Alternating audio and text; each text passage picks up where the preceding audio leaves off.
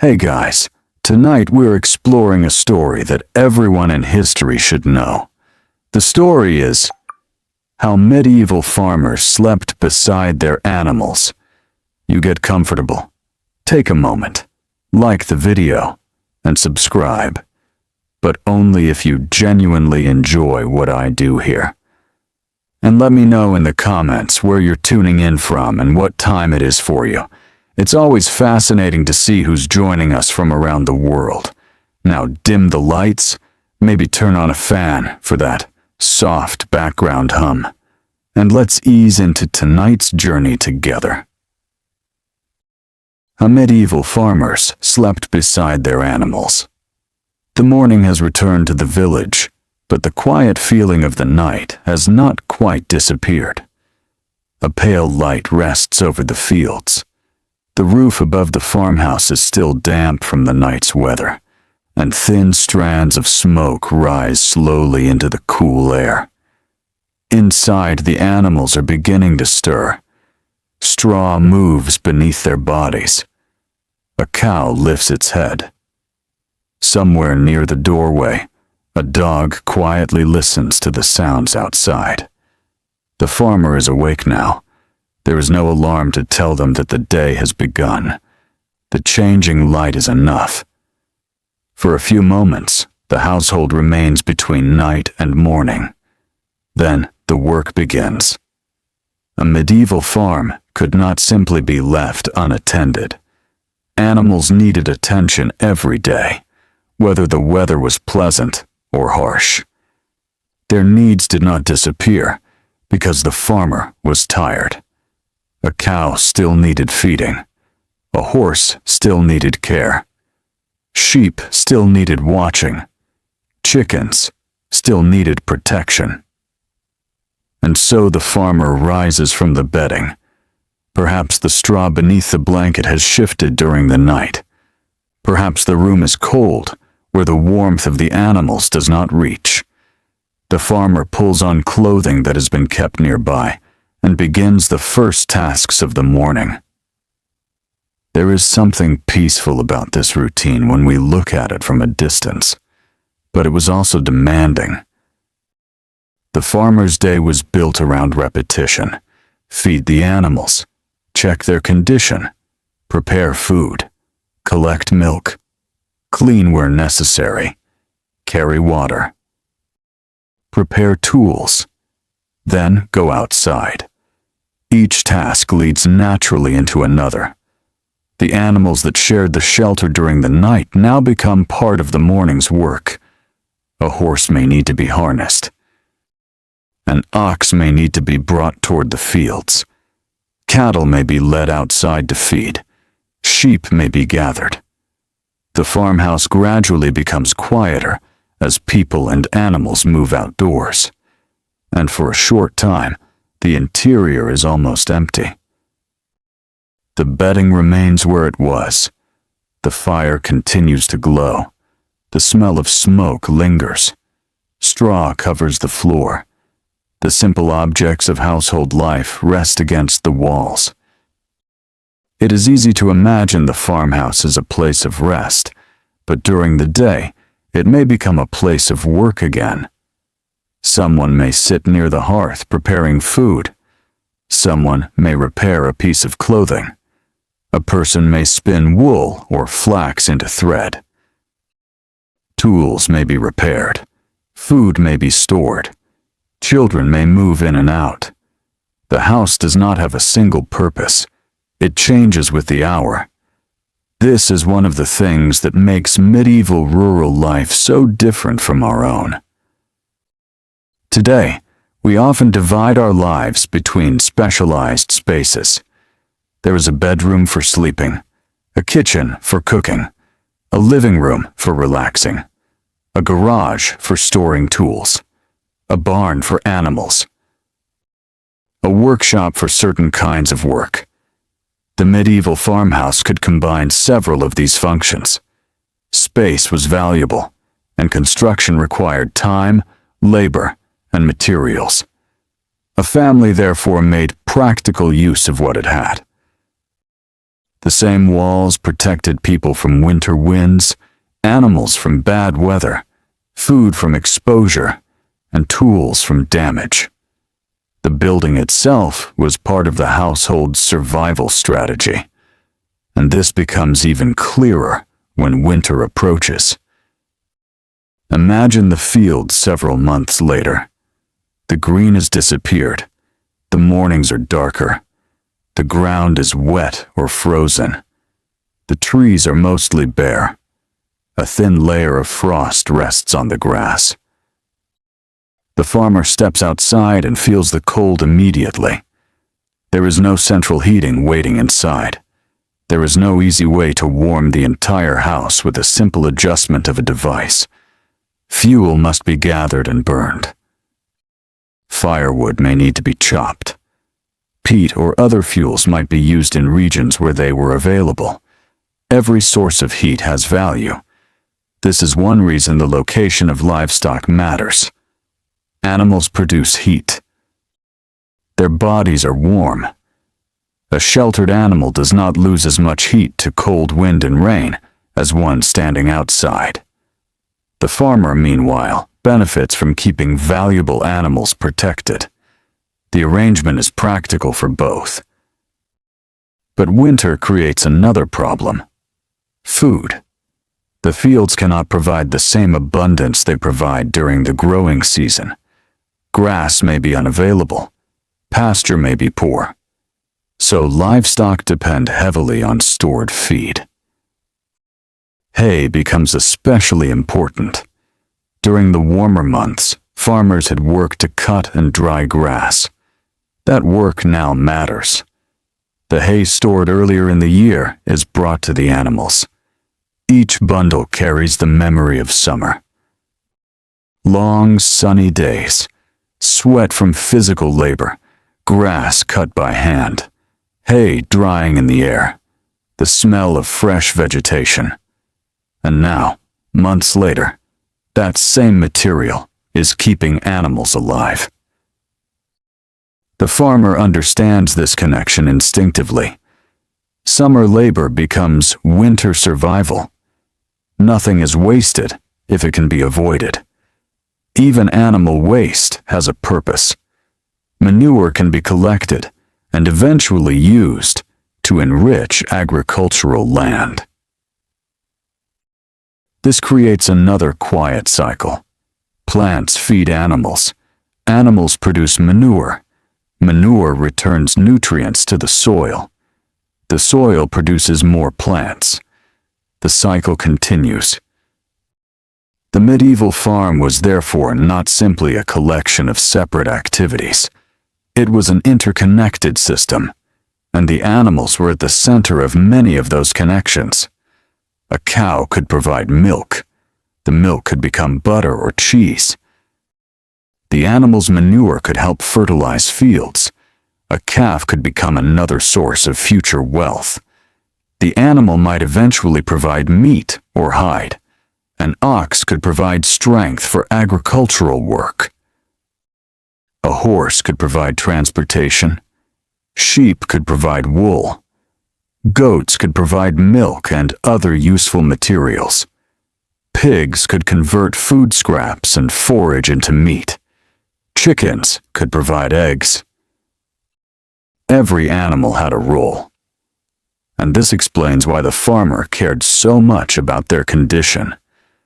The animals were valuable not because medieval people necessarily thought of them in sentimental terms, but because they were essential to household survival. Yet practical value did not mean that farmers felt nothing toward their animals.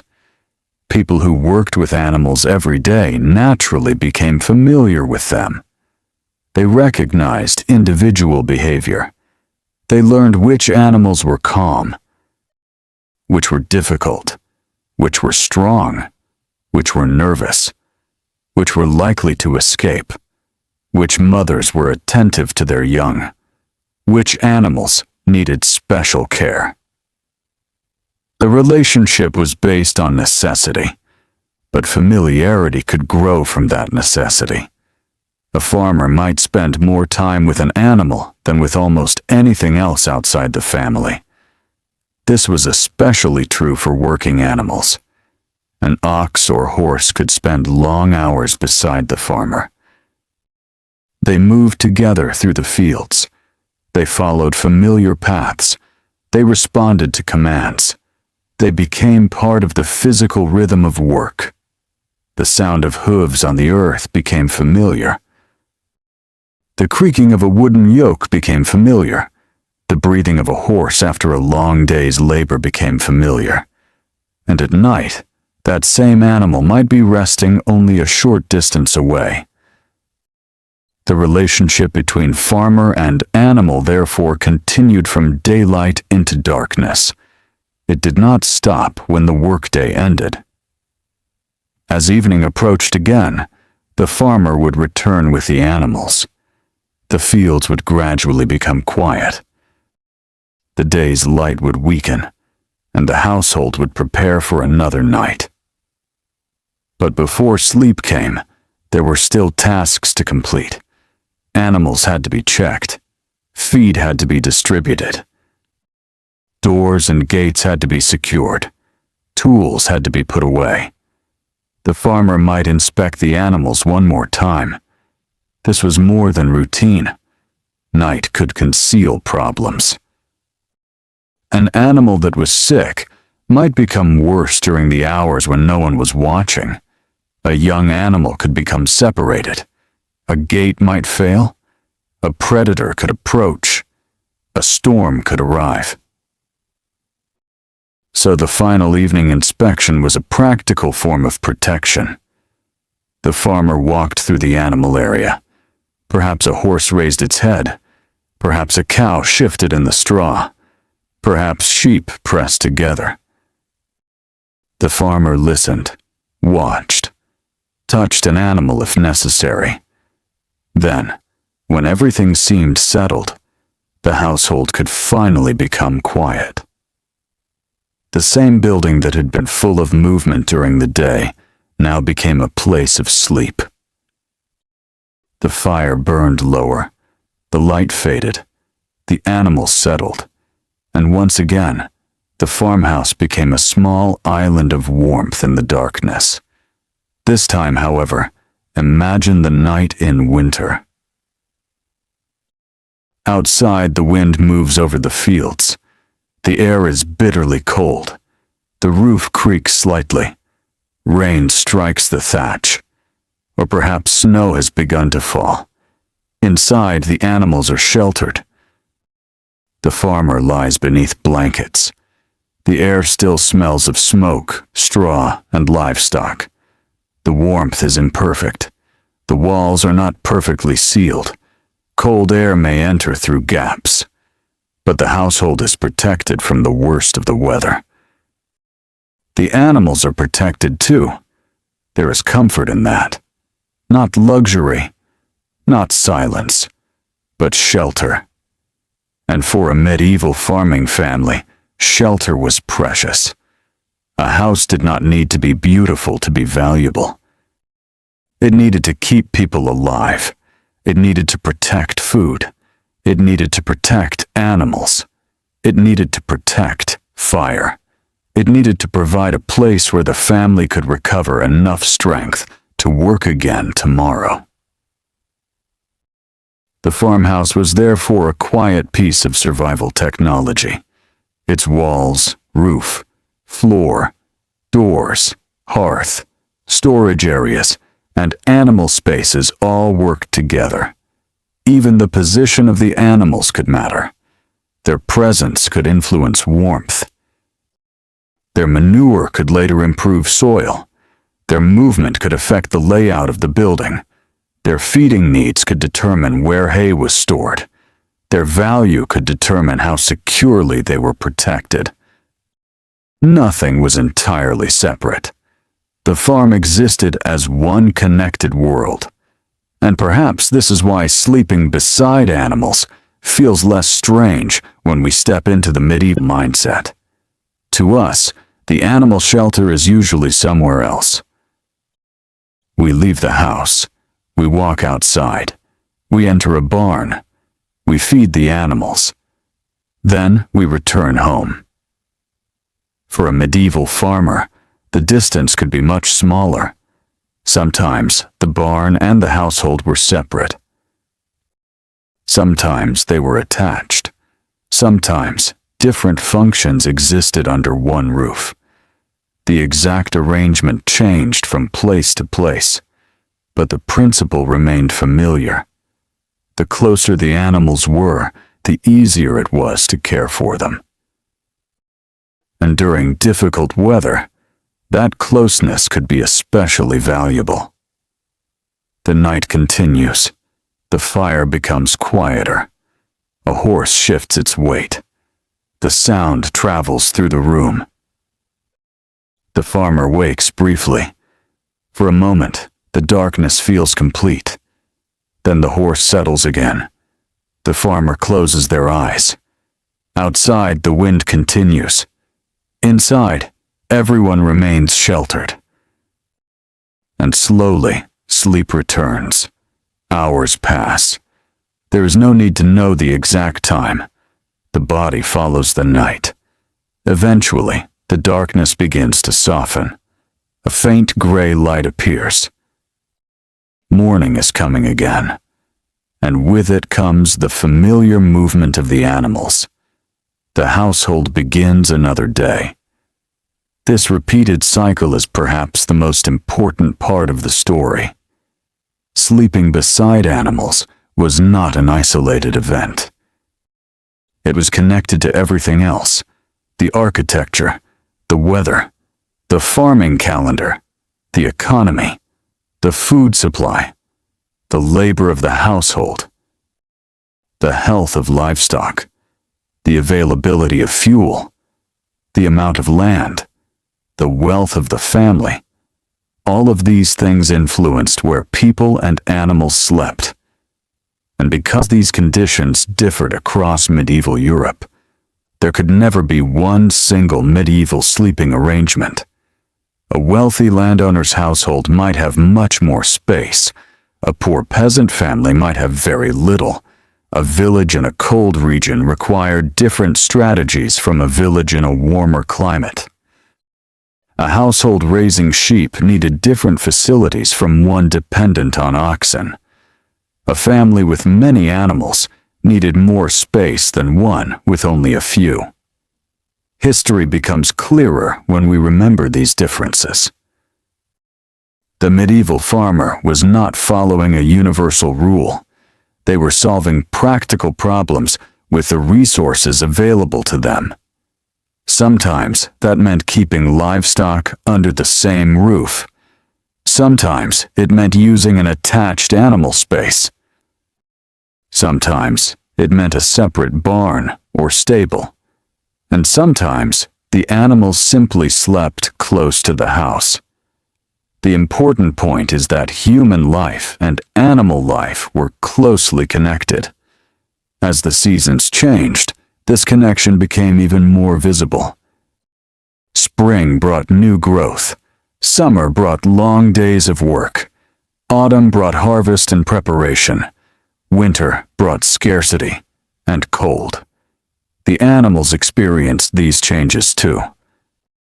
A farmer watched the pasture, watched the weather, watched the condition of the herd, and prepared accordingly. Spring could bring young animals. Summer offered fresh grass. Autumn required preparation for winter. Winter demanded stored feed and careful shelter. The farmhouse remained at the center of this cycle, and at night, when the work finally stopped, the farmer returned to the same animals that had been part of the day's labor. The day ended where the night had begun, inside the shelter, near the animals, near the fire, near the tools and food stores, near the family. And then, slowly, the household became quiet again. Imagine the final moments before sleep. The last conversation has ended. The fire has been reduced. The animals are lying down. The air is still. Perhaps someone pulls a blanket higher around their shoulders. Perhaps rain begins outside. There is a faint rustling of straw. A cow breathes slowly. The roof shelters everyone beneath it. For a moment, there is nothing left to do. The farmer can rest. Tomorrow will bring another day. But tomorrow does not need to be imagined yet. For now, the night is enough. The animals are safe. The household is sheltered. The fields are waiting. And beneath the simple roof, human and animal lives continue together in the quiet darkness of the medieval countryside. The darkness remains for a little while longer. Inside the farmhouse, the sounds of the night have settled into a familiar rhythm. The animals breathe softly. A small movement passes through the straw. The fire has almost disappeared into glowing embers, leaving only a faint warmth near the hearth. Outside, the village is quiet. And somewhere beyond the walls, the fields lie beneath the darkness, waiting for another morning. But even while the farmer sleeps, the animals remain part of the household's life. Their presence changes the atmosphere of the room. You can almost sense them without looking. A horse shifts one hoof. A cow slowly turns its head. A sheep moves closer to another animal. Then everything becomes quiet again. This kind of night would have been ordinary for many rural households. There was no expectation that a farmhouse should be completely silent. The sounds of animals were part of the natural soundscape of rural life. Just as the wind belonged outside, the breathing and movement of livestock belonged inside or nearby. And because the farmer knew these sounds so well, they could often tell when something was unusual. A familiar sound did not require attention. An unfamiliar one might. A sudden burst of movement. A frightened animal. A repeated noise. A gate striking against wood. A dog barking when it normally slept. These small changes could wake someone. The farmer might sit up in the darkness and listen. For a moment, the whole household might seem to hold its breath. Then the sound could disappear. Perhaps it had been nothing. Perhaps an animal had simply moved. But sometimes, the farmer needed to investigate. This was one of the hidden responsibilities of sleeping near livestock. The night did not completely release a farmer from work. The animals could need help at any hour. A sick animal could become restless. A cow could give birth. A young animal could become separated from its mother. An animal might become trapped. The weather could suddenly change. The farmer had to be ready. This does not mean that medieval farmers were awake all night watching their animals. Most nights were ordinary. Most animals slept. Most people slept. But the possibility of trouble was always present. And the closer the animals were, the easier it was to respond. This becomes especially meaningful during the seasons when animals gave birth. Spring could transform the atmosphere of a farm. The fields began to green again. The days became longer. Birds returned. The air gradually softened. And among the livestock, new life appeared. A newborn calf might be weak and unsteady. A lamb might struggle to stand. A kid might search for its mother. These young animals required attention. The farmer needed to make sure they were warm, fed, and protected. A newborn animal could represent future wealth. But beyond its economic value, the sight of a new creature entering the world was part of ordinary rural experience. A farmer might see births many times during a lifetime. They knew that the first hours could matter. They watched. They waited. They learned. And sometimes this meant sleeping especially close to the animals. The farmhouse at night could therefore become a place of quiet observation. The farmer might wake and listen. The mother animal might make a low sound. The newborn might respond. The rest of the household remained asleep. Outside, the night continued. Inside, something new had begun. There is a gentle quality to imagining such a moment. The fire is low. The air is cool. The smell of straw is strong. A mother animal lies quietly beside her young. The farmer checks them once more. Then the room becomes still again. These were not dramatic moments in the sense that modern entertainment uses the word. They were simply part of life. And that is precisely what makes them interesting. History is often remembered through kings, battles, castles, and political changes. But most medieval people did not spend their lives inside castles. They lived in villages. They worked fields. They raised animals. They prepared food. They repaired clothing. They cared for children. They slept. And their lives were shaped by thousands of ordinary decisions. Where should the animals stay tonight? How much hay should be given? Where should the bedding be placed? Is the roof dry enough? Is the fire strong enough? Has the door been secured?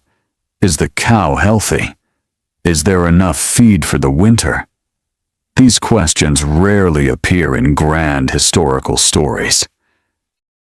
Yet they shaped everyday survival. Picture yourself standing inside the farmhouse during one of these ordinary nights. The walls are close around you. The ceiling is low. The floor beneath you is firm. The bedding is simple. Nearby, an animal moves slowly in the straw. There is no bright light, only the faint glow of the hearth. The darkness makes the small sounds seem clearer. A breath, a hoof, a creak of timber, a whisper, then silence. You begin to understand why medieval people paid such close attention to sound. In a world without electric lighting, the senses were important tools.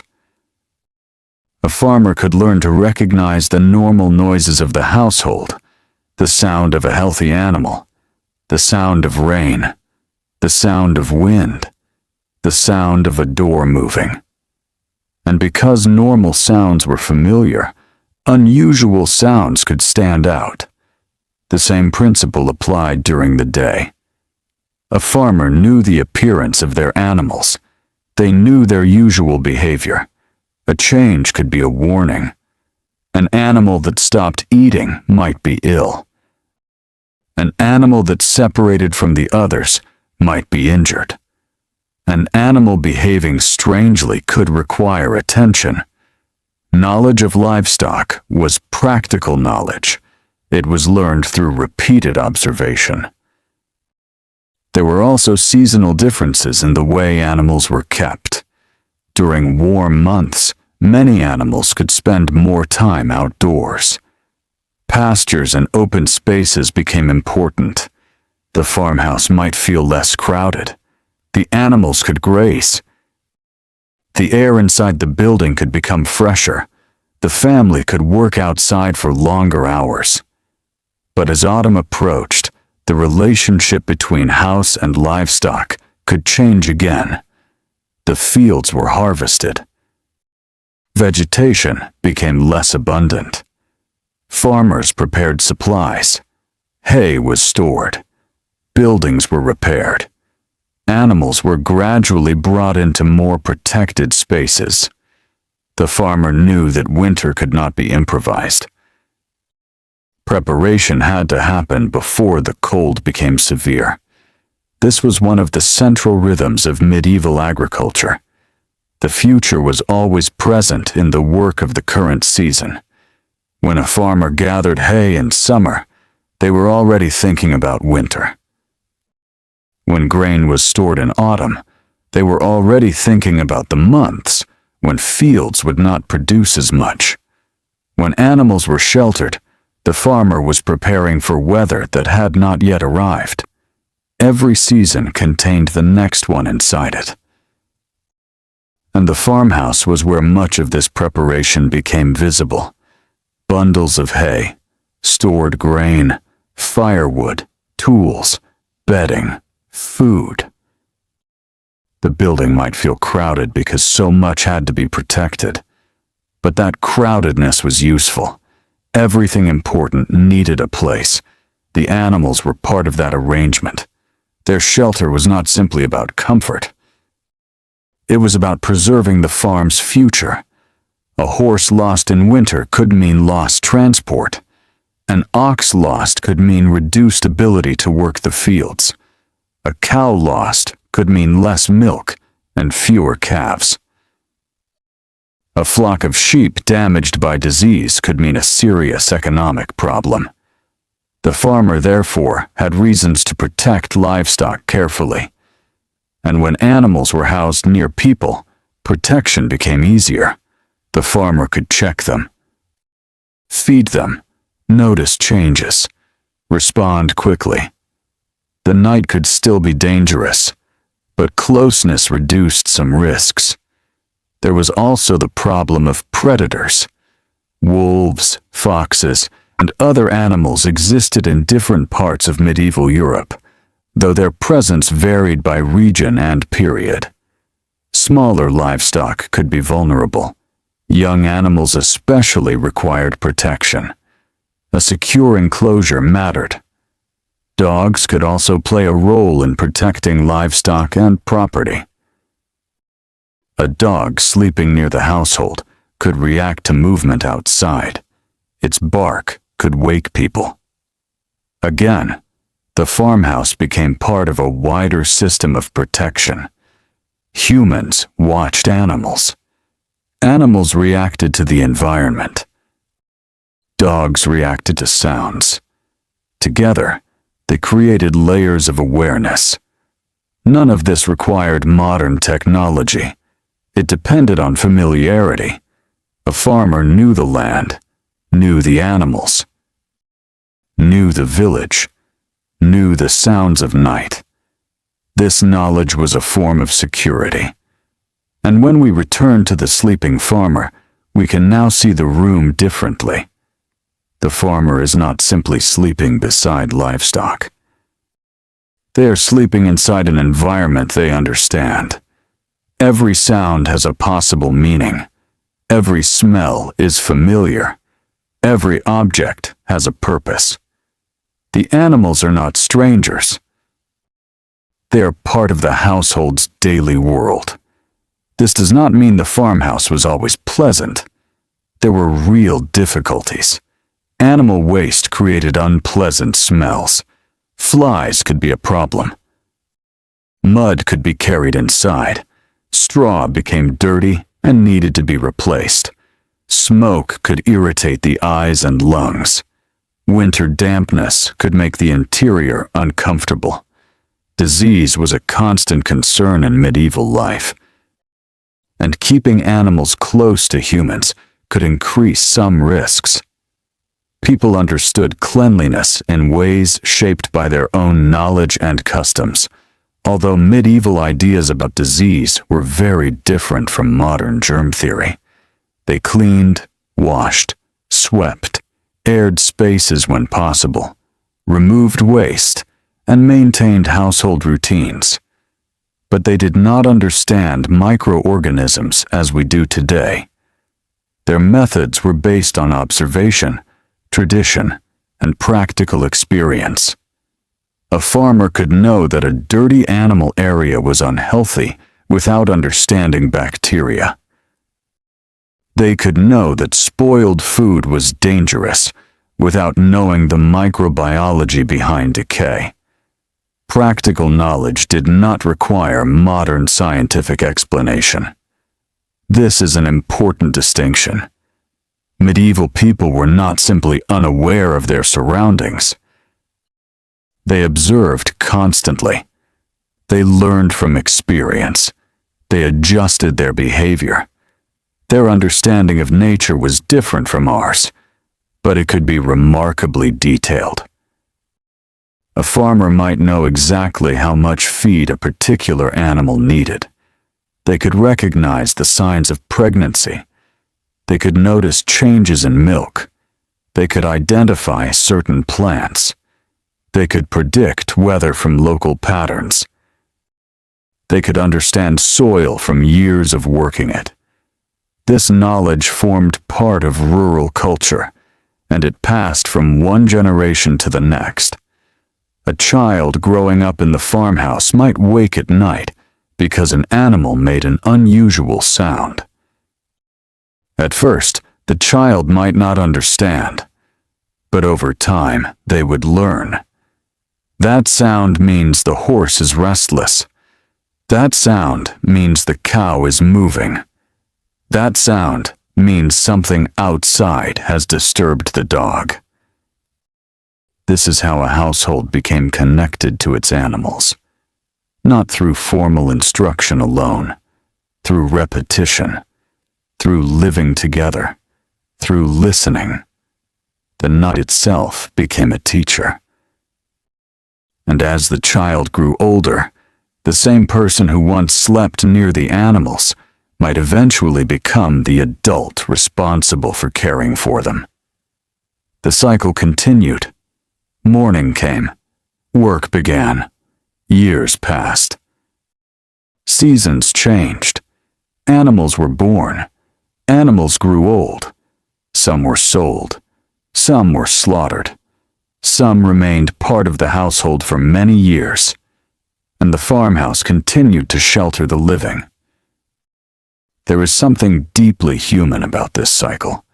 People have always created spaces around the needs of life.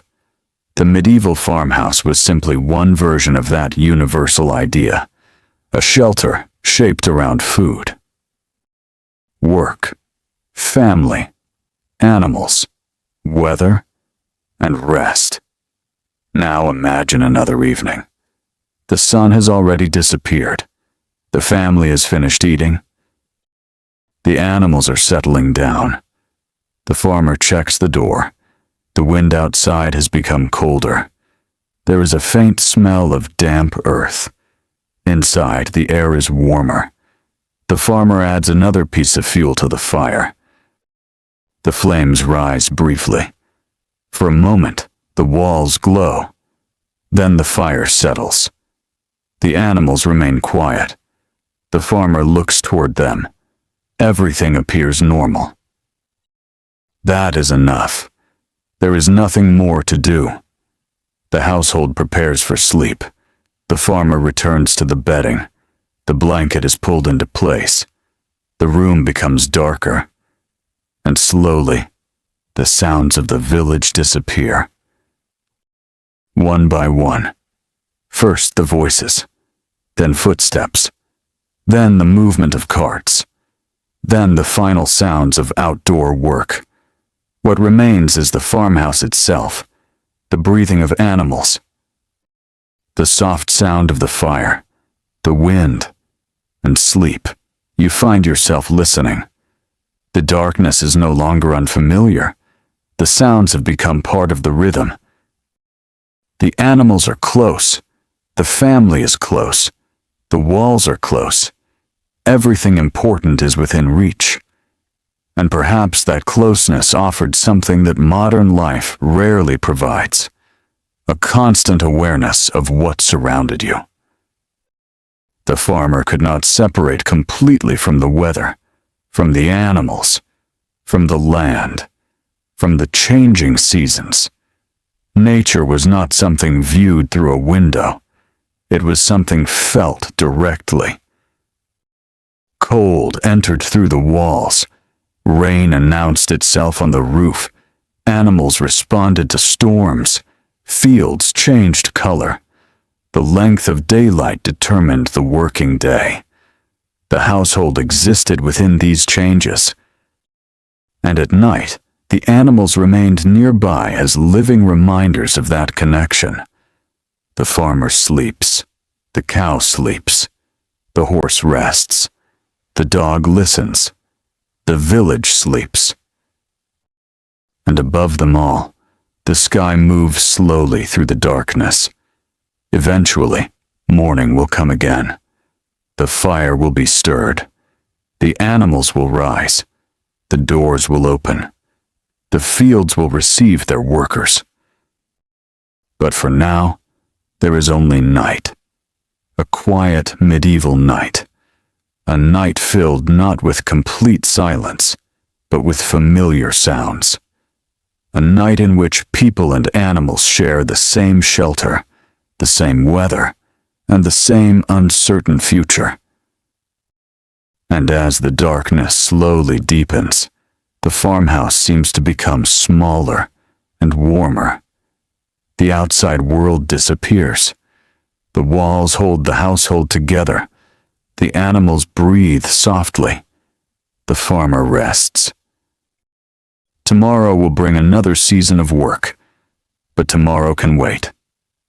For now, beneath the simple roof, everything is still, and the night continues quietly toward morning. For a little while, nothing changes. The farmhouse remains still beneath the dark sky, and the animals rest in the shelter that has protected them from the cold. The farmer sleeps nearby, surrounded by the familiar sounds of the household. Then, very slowly, the darkness begins to soften. There is no sudden beginning. The medieval morning arrives gradually. A faint gray light appears beyond the doorway. The roof is quiet now. The wind has weakened. Somewhere outside, a bird calls. Then another answers. Inside, an animal moves through the straw. The farmer opens their eyes. Another day has begun. And once again, the first work of the morning belongs to the animals. Before the fields can be visited, before tools can be carried outside, before food can be prepared for the family, the livestock must be cared for. This was one of the unavoidable facts of farming. Animals did not follow the human calendar. They followed their own needs. They needed food every morning. They needed water. They needed shelter. They needed attention. And sometimes they needed help. The farmer rises slowly. The air is cool against the skin. The bedding is pushed aside. A small fire is encouraged back to life. Soon, a little warmth begins to return to the room. The animals respond to the movement. A cow rises. Its body shifts heavily against the straw. The sound is deep and slow. A horse moves nearby. Its breath is visible if the morning is cold enough. The farmer begins feeding them. Hay is brought from storage. Perhaps grain is measured out. The exact food depends on the animal, the season, and the resources of the household. Nothing is given carelessly. Feed represents work. The hay had been cut earlier. The grain had been grown, harvested, dried, and stored. Every handful represents labor. The farmer understands this. Food for animals is also an investment in the future. A well-fed animal can work. A healthy cow can produce milk. A healthy sheep can produce wool and offspring. A strong horse can transport goods. A strong ox can help prepare fields. The relationship is practical, but it is also deeply connected. The farmer feeds the animal. The animal helps sustain the farm. The farm produces more food. The cycle continues. And after the animals have been fed, The morning work moves toward the fields. This is where the connection between sleeping arrangements and agriculture becomes even clearer. The farmer did not simply keep animals because they were useful around the house. Many animals were essential to agricultural production itself. Oxen were especially important in many medieval farming communities. They could pull heavy plows and carts. Their strength helped farmers work difficult soils. Horses were also used for agricultural labor and transportation, although the type and extent of their use varied by place and period. The choice between animals depended on many things: local conditions, available resources, tradition, wealth. The type of soil, the size of the farm, the equipment available, the farmer's relationship with the local economy. Nothing about medieval farming was completely uniform. But wherever draft animals were important, their care became part of the rhythm of agricultural life. Imagine the farmer preparing an ox for work. The animal stands patiently. The farmer checks the harness or yoke. Wood touches the animal's body. The equipment has to be fitted properly. The animal cannot simply be treated like a machine. It is alive. It has to be handled. It can become tired. It can become frightened. It can resist. The farmer has to understand its movements. Once prepared, the ox begins walking. The farmer follows. The fields are waiting. Behind them, the farmhouse becomes smaller. But the animal remains connected to the home. At the end of the working day, it will return. And when darkness comes again, it may once more sleep beneath the same roof or in a nearby shelter. This is the rhythm that links the field to the farmhouse. Morning begins indoors. Work moves outward. Evening brings everyone back. Night returns everyone to shelter.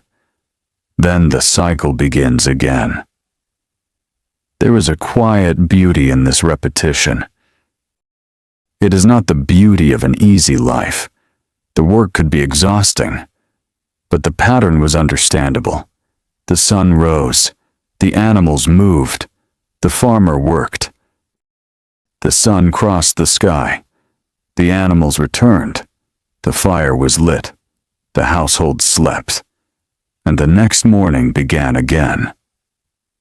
For someone living in a medieval village, this rhythm was normal. There was no expectation that life should be separated into neatly organized hours. Time was felt through daylight and darkness, through church bells in some communities, through meals, through work, through seasons, through the behavior of animals. A farmer did not need to know the exact minute when dawn arrived. The changing light told them enough, and the animals often responded before the humans did. A rooster called, cattle began moving, horses became restless, dogs woke. The farm itself seemed to announce the beginning of another day. This makes the nighttime experience especially interesting. When the farmer lay down beside the animals, they were not entering a separate world. They were simply moving from one part of the farm's rhythm into another. The same animals that worked during the day rested at night.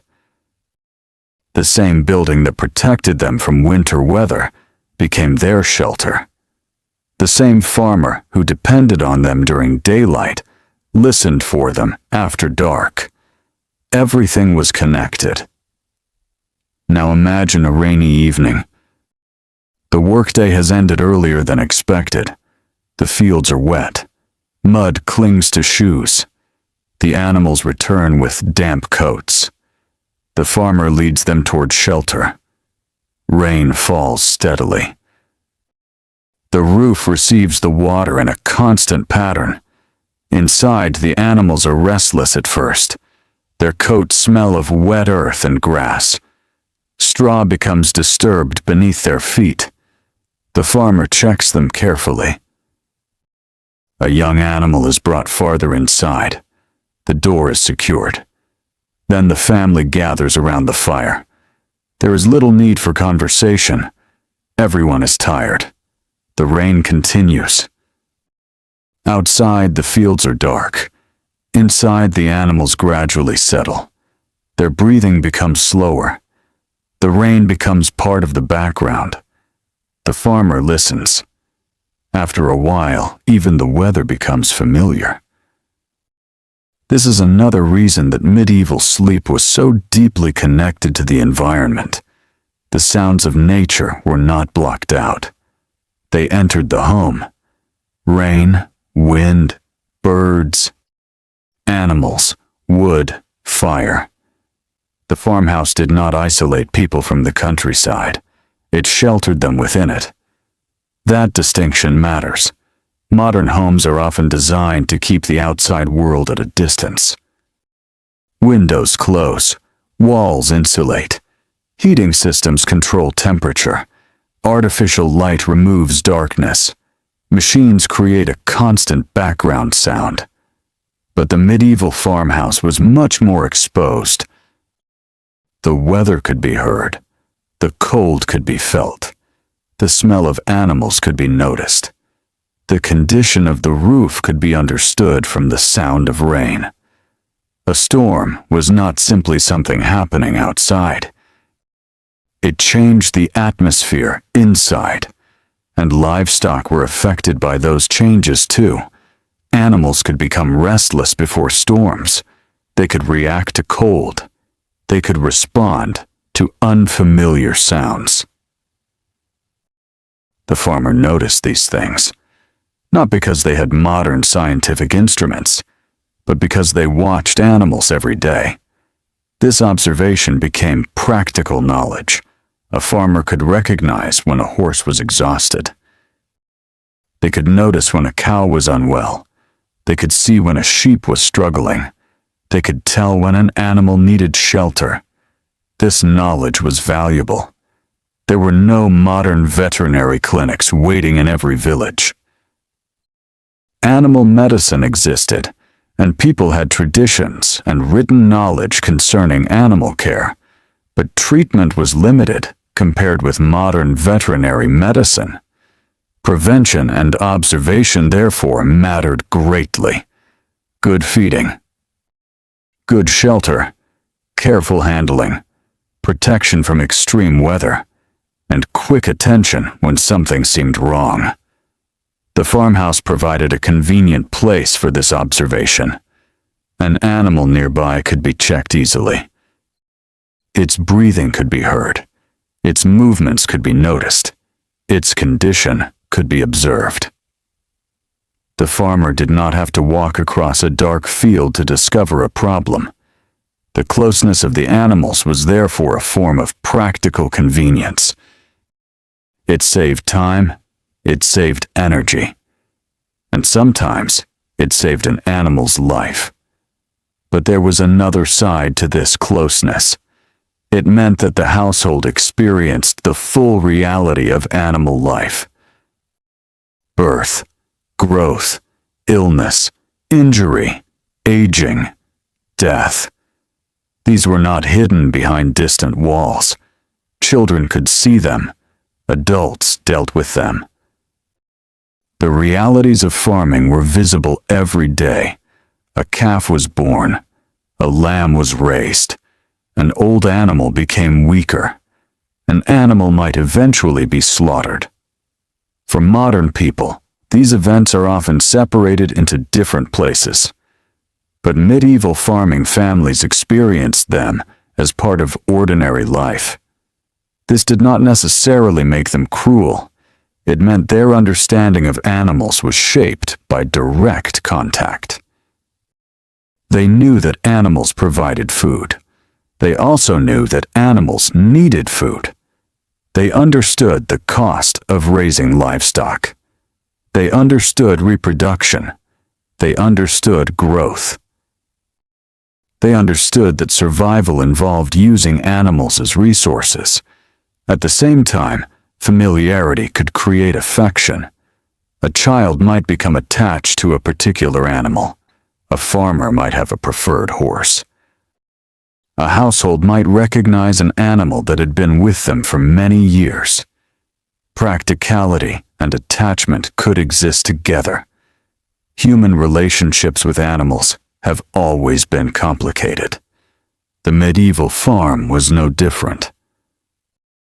And when night arrived, those relationships continued. The farmer might know exactly which animal was making a particular sound. A familiar cough, a familiar movement, a familiar call. These details became part of memory. The farmhouse was full of such memories. The smell of hay, the warmth of the animals, the sound of hooves, the crackle of fire, the feel of wool, the roughness of wooden tools, the coolness of stone, the softness of straw, the taste of simple food, the sound of rain. These sensory experiences made up the ordinary world of the medieval farmer. And perhaps this is why sleeping beside animals was not simply a question of architecture. It was a way of experiencing life.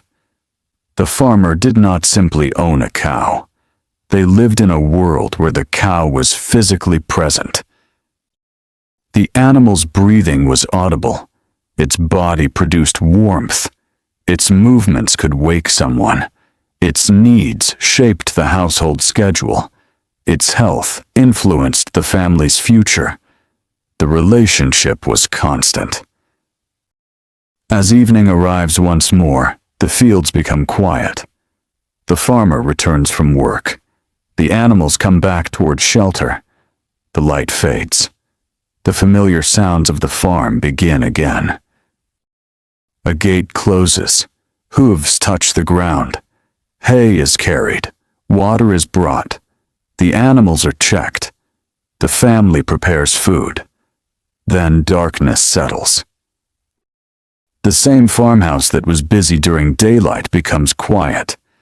The animals settle into their sleeping area. The family finds its places. The fire burns. The night begins. And once again, the farmer is sleeping close to the animals. But this time, imagine the farmhouse during a particularly cold night. The wind moves strongly outside. The temperature drops. The animals are restless. The farmer wakes. There is a faint sound from the animal area. The farmer listens. Nothing. Then another movement. A young animal is struggling to settle. The farmer rises. The room is cold. The fire has become low.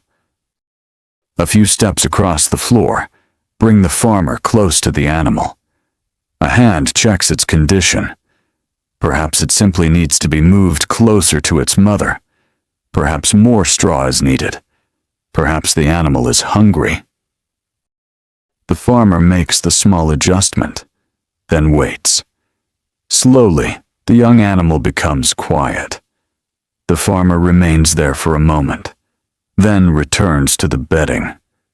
This tiny moment tells us something important about medieval life.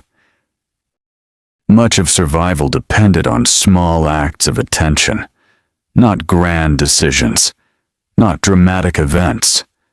Small decisions made again and again. Add more straw. Close the door. Bring more hay. Check the animal. Repair the fence. Store the grain. Dry the clothing.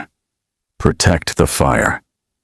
These ordinary actions kept households alive, and many of them happened at night. The farmer could not simply say that work had ended because the sun had gone down. Life continued. The animals continued. The household continued. Eventually, though, exhaustion won. The farmer sleeps again. The animal settles. The farmhouse grows quiet. Hours pass. Outside, clouds move across the sky. Perhaps the moon appears. Perhaps it remains hidden. The farmer does not know. There is no need to know. The night is simply passing, and in that darkness, the boundaries between home and farm become almost invisible. The animals are nearby. The fields are nearby. The family is nearby. Everything that matters is gathered into one small world. This was especially true for households with limited resources. A poor family could not simply build large, specialized structures. Every building required materials. Timber had to be cut. Stone had to be gathered. Thatch had to be prepared. Walls had to be constructed. Roofs required maintenance. Larger buildings required more labor. So the design of the home reflected what the household could afford. A family with fewer animals might need less space. A wealthier household could build more specialized structures. Social differences therefore shaped sleeping arrangements. The word medieval farmer covers many different lives. Some were very poor. Some possessed significant livestock and land. Some rented land. Some held land directly. Some worked for larger landowners. Some lived in villages with shared agricultural systems. Some lived on more isolated farms. Their houses could look very different. Their access to animals could differ. Their sleeping arrangements could differ. Their food could differ. Their working lives could differ. But across these differences, livestock remained important to medieval agriculture. And that is why the question of where the animals slept matters. It reveals something about the structure of rural life. A house that includes livestock tells us that the household is organized around farming.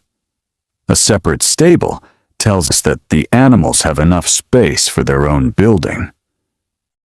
An attached buyer tells us that shelter and animal care are closely connected.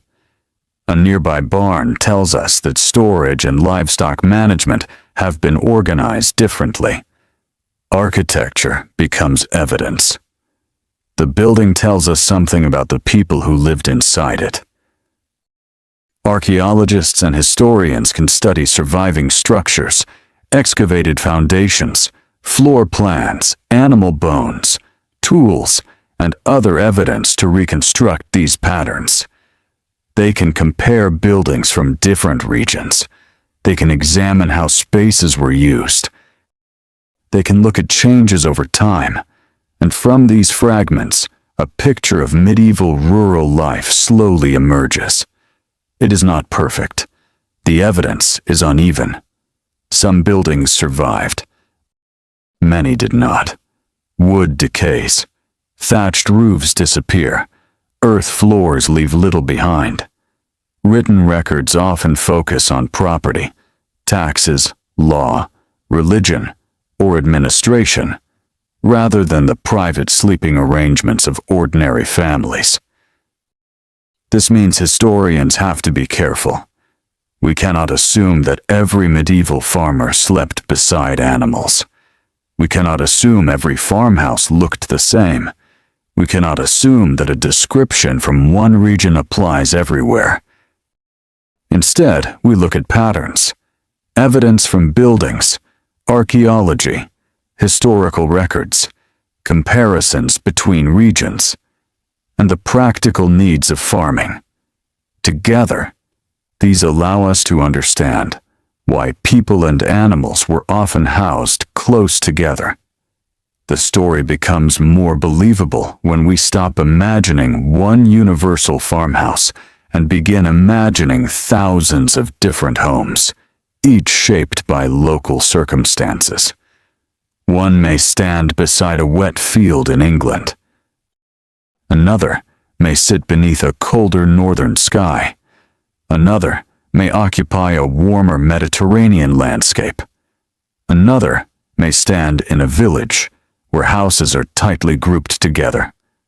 Each household has its own rhythm.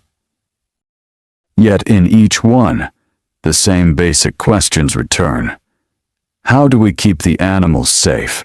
How do we keep them fed? How do we protect ourselves from the weather? How do we make the best use of limited space? How do we survive the winter?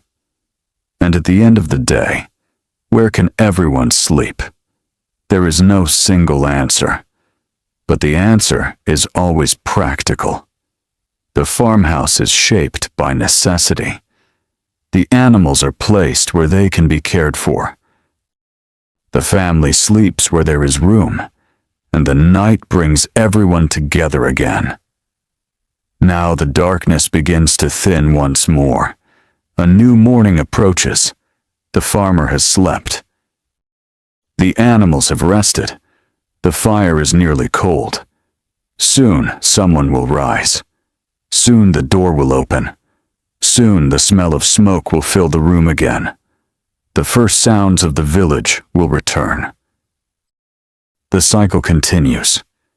And as the morning slowly arrives, we can see that the medieval farmhouse was never simply a place where people happened to sleep beside animals. It was a living center of work, protection, food, warmth, and family life.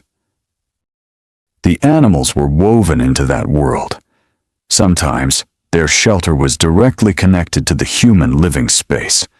Sometimes it was separated by a wall. Sometimes it stood just beyond the doorway. But the distance was often small. Small enough for the farmer to hear them, small enough to check them, small enough to protect them, and small enough for their presence to shape the sounds, smells, and warmth of the night. The farmer opens the door. Morning air enters. The animals begin to move. The village wakes. And the quiet night has become another working day. Yet the memory of the night remains in the farmhouse. Straw on the floor. Warmth in the air. The faint smell of animals. The dying embers of the fire. The bedding still warm from sleep. And beyond the walls, the fields waiting for another day of labor. The farmer steps outside. The animals follow. The door remains open for a moment. Light enters the farmhouse. The darkness retreats. And once again, the small world beneath the roof opens into the larger medieval countryside. The work begins. The seasons continue. And when evening comes again, the farmer will return to the same shelter, the same animals, and the same quiet rhythm that has carried the household through another day. For now, though, the morning is young. The fields are cool. The air smells of damp grass. The animals breathe into the morning air. And the medieval farm begins another day, just as it has begun countless days before. The medieval farm begins another day, just as it has begun countless days before. The morning air is still cool, and the fields hold a little moisture from the night. Somewhere near the farmhouse, a bird moves through the hedge. The animals are awake now, and the quiet sounds of feeding and movement have replaced the stillness of sleep. The farmer has already begun working.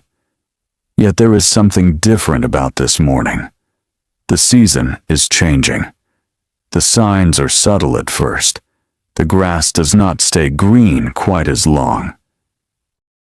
The mornings feel cooler. The daylight begins to shorten. The farmer notices. A medieval farmer could not afford to ignore the seasons.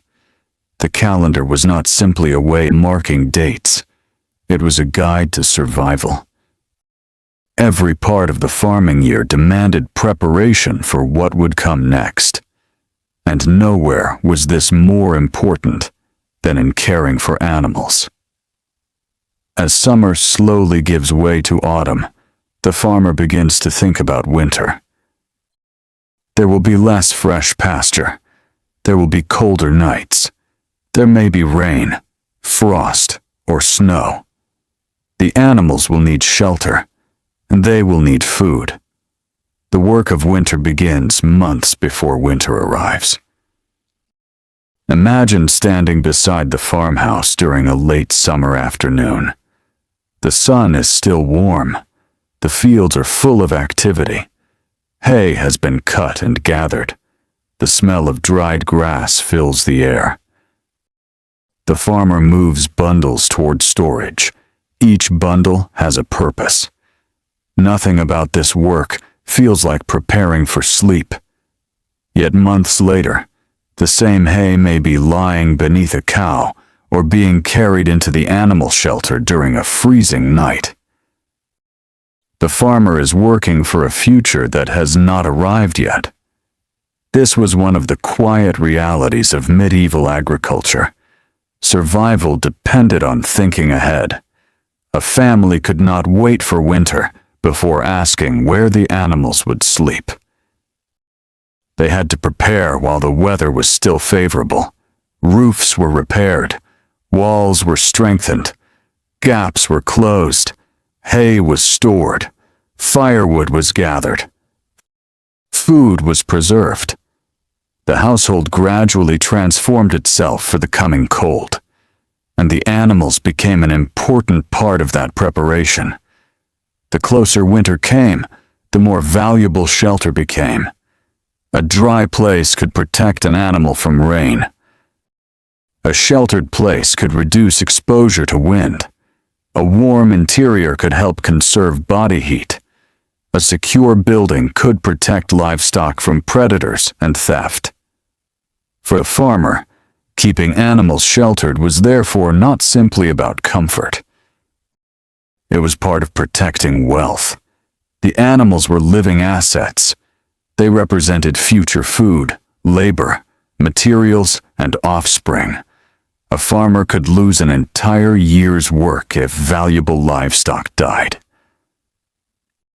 So the farmhouse, barn, byre, stable, or other shelter became a place of protection. The exact building depended on the region and household, but the purpose remained similar. Keep the animals safe. Keep them fed. Keep them alive. And make sure they are there when spring returns. This gives new meaning to the idea of sleeping beside animals. The farmer is not merely sharing space with livestock. The farmer is guarding part of the household's future. At night, while the family sleeps, the animals remain nearby. If something happens, someone can hear it. If a storm becomes severe, the animals are already sheltered. If a young animal becomes distressed, the sound can wake the household. If a gate fails, the animals cannot wander far. The closeness has practical value. But winter also reveals another important part of medieval life. Fuel. The farmhouse needs warmth. The animals need protection. The family needs to cook. All of these needs compete for limited resources. Wood may be difficult to obtain in some areas. Other fuels might be available depending on local geography. Peat could be important in certain regions. The availability of fuel influenced household life. A family could not simply burn unlimited wood throughout a long winter. Every fire had a cost. This made natural sources of warmth valuable. The animals produced heat. Their bodies became another small contribution to the warmth of the household. The difference might not be dramatic. A farmhouse could still be cold. But when temperatures dropped, small sources of warmth mattered. The farmer might therefore appreciate the fact that livestock were sheltered nearby. The arrangement benefited both sides. People protected the animals. The animals contributed some warmth to the space. and everyone remained close to the resources needed for survival. As evening arrives, the farmer finishes another day of preparation. The sky turns pale gold. The fields become quiet. The animals are brought back towards shelter. There is a smell of hay in the air. The ground is beginning to cool. The family prepares the evening meal. Then the household settles. The animals are checked. Fresh bedding may be added. The doors are secured. The fire is fed. The farmhouse becomes warm again. And night arrives. This time, the animals are closer than they were during summer. The cold makes shelter more important. The farmer lies down. The night begins. Outside, the temperature continues to fall. Inside, the animals breathe slowly. The farmer can hear them. The warmth is modest, but noticeable. The building seems smaller at night. The walls hold the household together. The animals are sheltered. The family is sheltered. The fire is burning. For a few hours, nothing needs to change. Then winter deepens. The fields become harder. The mornings are darker. The sun feels weaker. Snow may cover the ground in colder regions. In other places, rain and dampness may be the greater problem. The animals spend more time indoors. The farmhouse becomes busier. More hay is carried. More bedding is needed. More waste must be managed. More attention is required. The work does not disappear during winter. It changes. Instead of spending long hours following animals across open pasture, the farmer may spend more time bringing resources to them. Hay must be carried. Water must be supplied. Shelter must be maintained. The animals must be watched. The farmhouse becomes a center of activity, and the presence of livestock can make the interior feel more crowded. Imagine entering the building on a cold evening. The first thing you notice is the warmth, then the smell. Smoke, hay, damp clothing, animal bodies, earth. The air feels heavy compared with the clean cold outside. The farmer removes wet clothing if possible. The animals settle. Someone adds fuel to the fire. The family prepares food. There is little unused space. Every part of the building serves a purpose. This is not the spacious home that modern people might imagine. It is a working environment. People live there. Animals live there. Food is stored there. Tools are kept there. Work is done there. And at night, people sleep there.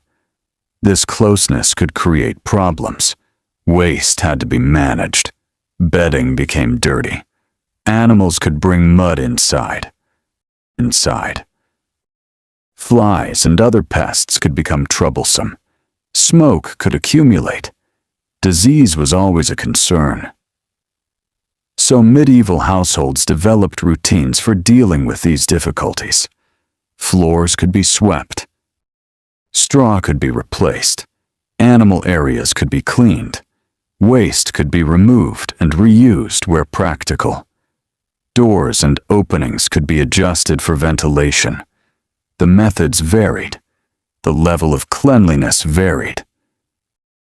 But the need for maintenance was obvious. A farmhouse that was neglected would become unpleasant and potentially dangerous. The farmer therefore had another daily task: maintaining the place where everyone lived. This was especially important because animals were physically powerful. A horse could damage a weak structure. Cattle could push against barriers. A frightened animal could cause injury. The separation between human and animal areas therefore needed to be practical. A wall, partition, rail, or other barrier might keep animals from moving freely through the human sleeping space. The idea of sleeping beside animals should not always be interpreted as animals wandering directly through the family's bedding. Often there were boundaries. They might be simple, but they mattered. A farmer wanted the animals close enough to manage, not necessarily close enough to disturb everything. This distinction helps us understand medieval houses more accurately. The household could be integrated without being completely mixed together. A long building could have different sections.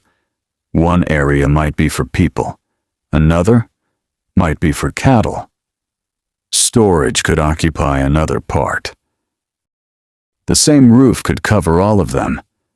The family could hear the animals without sharing the exact same floor space. This arrangement made sense. It provided the advantages of closeness while maintaining some separation. And during the night, the sounds from the animal area could still travel through the building. A cow moves. The farmer hears it. A horse stamps its hoof. Someone wakes briefly. A dog listens. The household remains connected. This is one reason architecture can tell us so much about medieval life. A building is not just a shelter. It is a map of relationships. Where the animals are tells us something about their importance. Where the fire is tells us something about cooking and warmth. Where storage is located tells us something about food security. Where people sleep tells us something about privacy and household organization. And the connections between these spaces reveal how daily life worked. As the winter nights continue, the farmer becomes accustomed to the seasonal rhythm. The animals sleep longer. The days are shorter. The work outside is limited by weather. The farmhouse becomes more important. And night after night, the same quiet scene returns. The fire, the straw, the animals, the bedding, the darkness. Sometimes the weather is calm. Sometimes the wind presses against the walls. Sometimes rain taps steadily on the roof. Sometimes snow covers the ground. The farmer wakes occasionally. Not because every night is dangerous, but because the body has learned the sounds of the household. The animals have their own rhythms. A horse may stand for part of the night. Cattle may rise and lie down again. Sheep may shift together. Dogs may move near the entrance. The farmer learns not to react to every sound. Normal sounds can be ignored. Unusual sounds deserve attention. This ability to distinguish the ordinary from the unusual is a form of knowledge, and it comes from living close to animals. A person who spends every day around livestock develops an understanding that cannot easily be explained in words. They notice movement, posture, breathing, appetite, energy, behavior. A small change may be meaningful. This knowledge could be especially important during winter. An animal that becomes weak may need more attention. A sick animal may need to be separated. A pregnant animal may need protection. A newborn may need warmth. The farmer's night could therefore be interrupted by practical responsibilities. But eventually, the work ends. The animal settles. The farmer returns to sleep. And the darkness continues. There is something almost meditative about imagining this rhythm, the same sounds returning, the same walls, the same animals, the same fire, the same night sky. For modern listeners, it can seem distant, but the human experience of becoming tired and seeking warmth is very old. The farmer lies down. The body is exhausted from work. The blanket is pulled close. The animal nearby provides another source of warmth. The room is dark. The farmer hears breathing. Then sleep arrives. Hours later, morning begins. The farmer wakes. The animals rise. The fire is rebuilt. The cycle continues. Winter slowly passes. Then, one morning, something changes. The air feels different. The light lasts longer. Snow begins to disappear, if there was snow. The fields become softer. The first signs of green return. Spring is approaching. The animals will soon spend more time outdoors. The farmhouse will begin to feel less crowded. The farmer will return to the fields. The cycle is turned again. And now the animals that shared the farmhouse during the cold months will once more become creatures of the open landscape. Cattle move toward pasture. Sheep graze. Horses and oxen return to agricultural work. The household changes with the season. The sleeping arrangements change too. During warmer weather, there is less need to keep animals indoors at night. Shelter remains important, but the pressure of cold is reduced. Animals can spend more time outside. Fresh air moves through the buildings. Doors can remain open longer. The smell of wet straw fades. The house feels lighter. More daylight enters. The farmer's relationship with the animals changes from winter protection to summer work. And yet, the connection remains. The animals still return at the end of the day. The farmer still checks them. The household still depends upon them. The night still begins with the same final tasks. Feed, water, shelter, check, secure, sleep.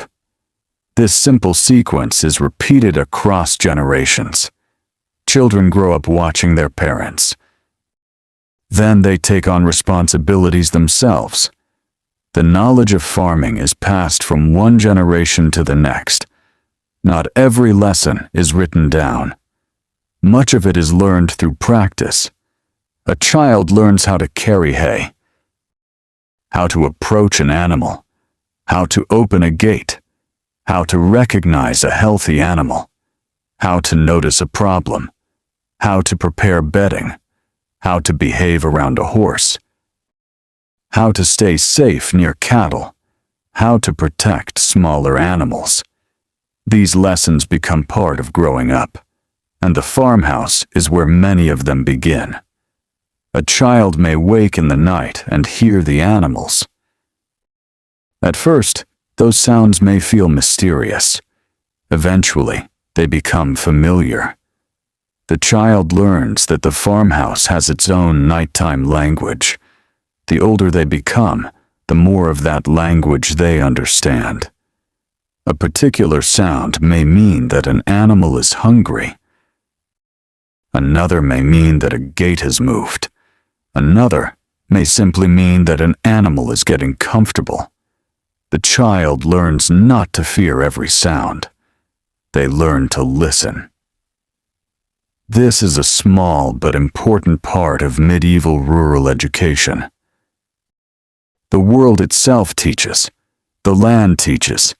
The animals teach. The seasons teach. And the household teaches. Now imagine the same child years later. They are an adult.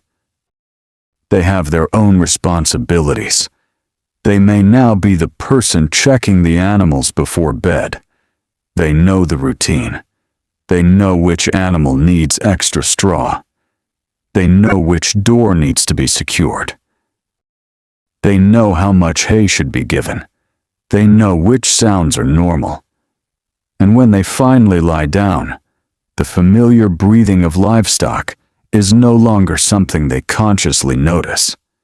It is simply part of home. That may be one of the deepest differences between the medieval farmer's experience and our own. Home was not necessarily defined by privacy and separation. Home could mean being surrounded by the things that kept the household alive. Animals, tools, food, fire, family. The farmhouse was a place where survival happened, and sleep happened in the middle of that survival. The farmer did not leave the working world behind by entering the bedroom. The bedroom itself belonged to the working world. The smell of the farm remained. The sounds of animals remained. The tools were nearby. The food stores were nearby. The animals were nearby. Yet perhaps there was also comfort in this. The farmer knew that everything important was close. The animals were protected. The family was together. The fire was burning. The doors were closed. The night could pass. Outside, the countryside was dark. Inside, there was warmth.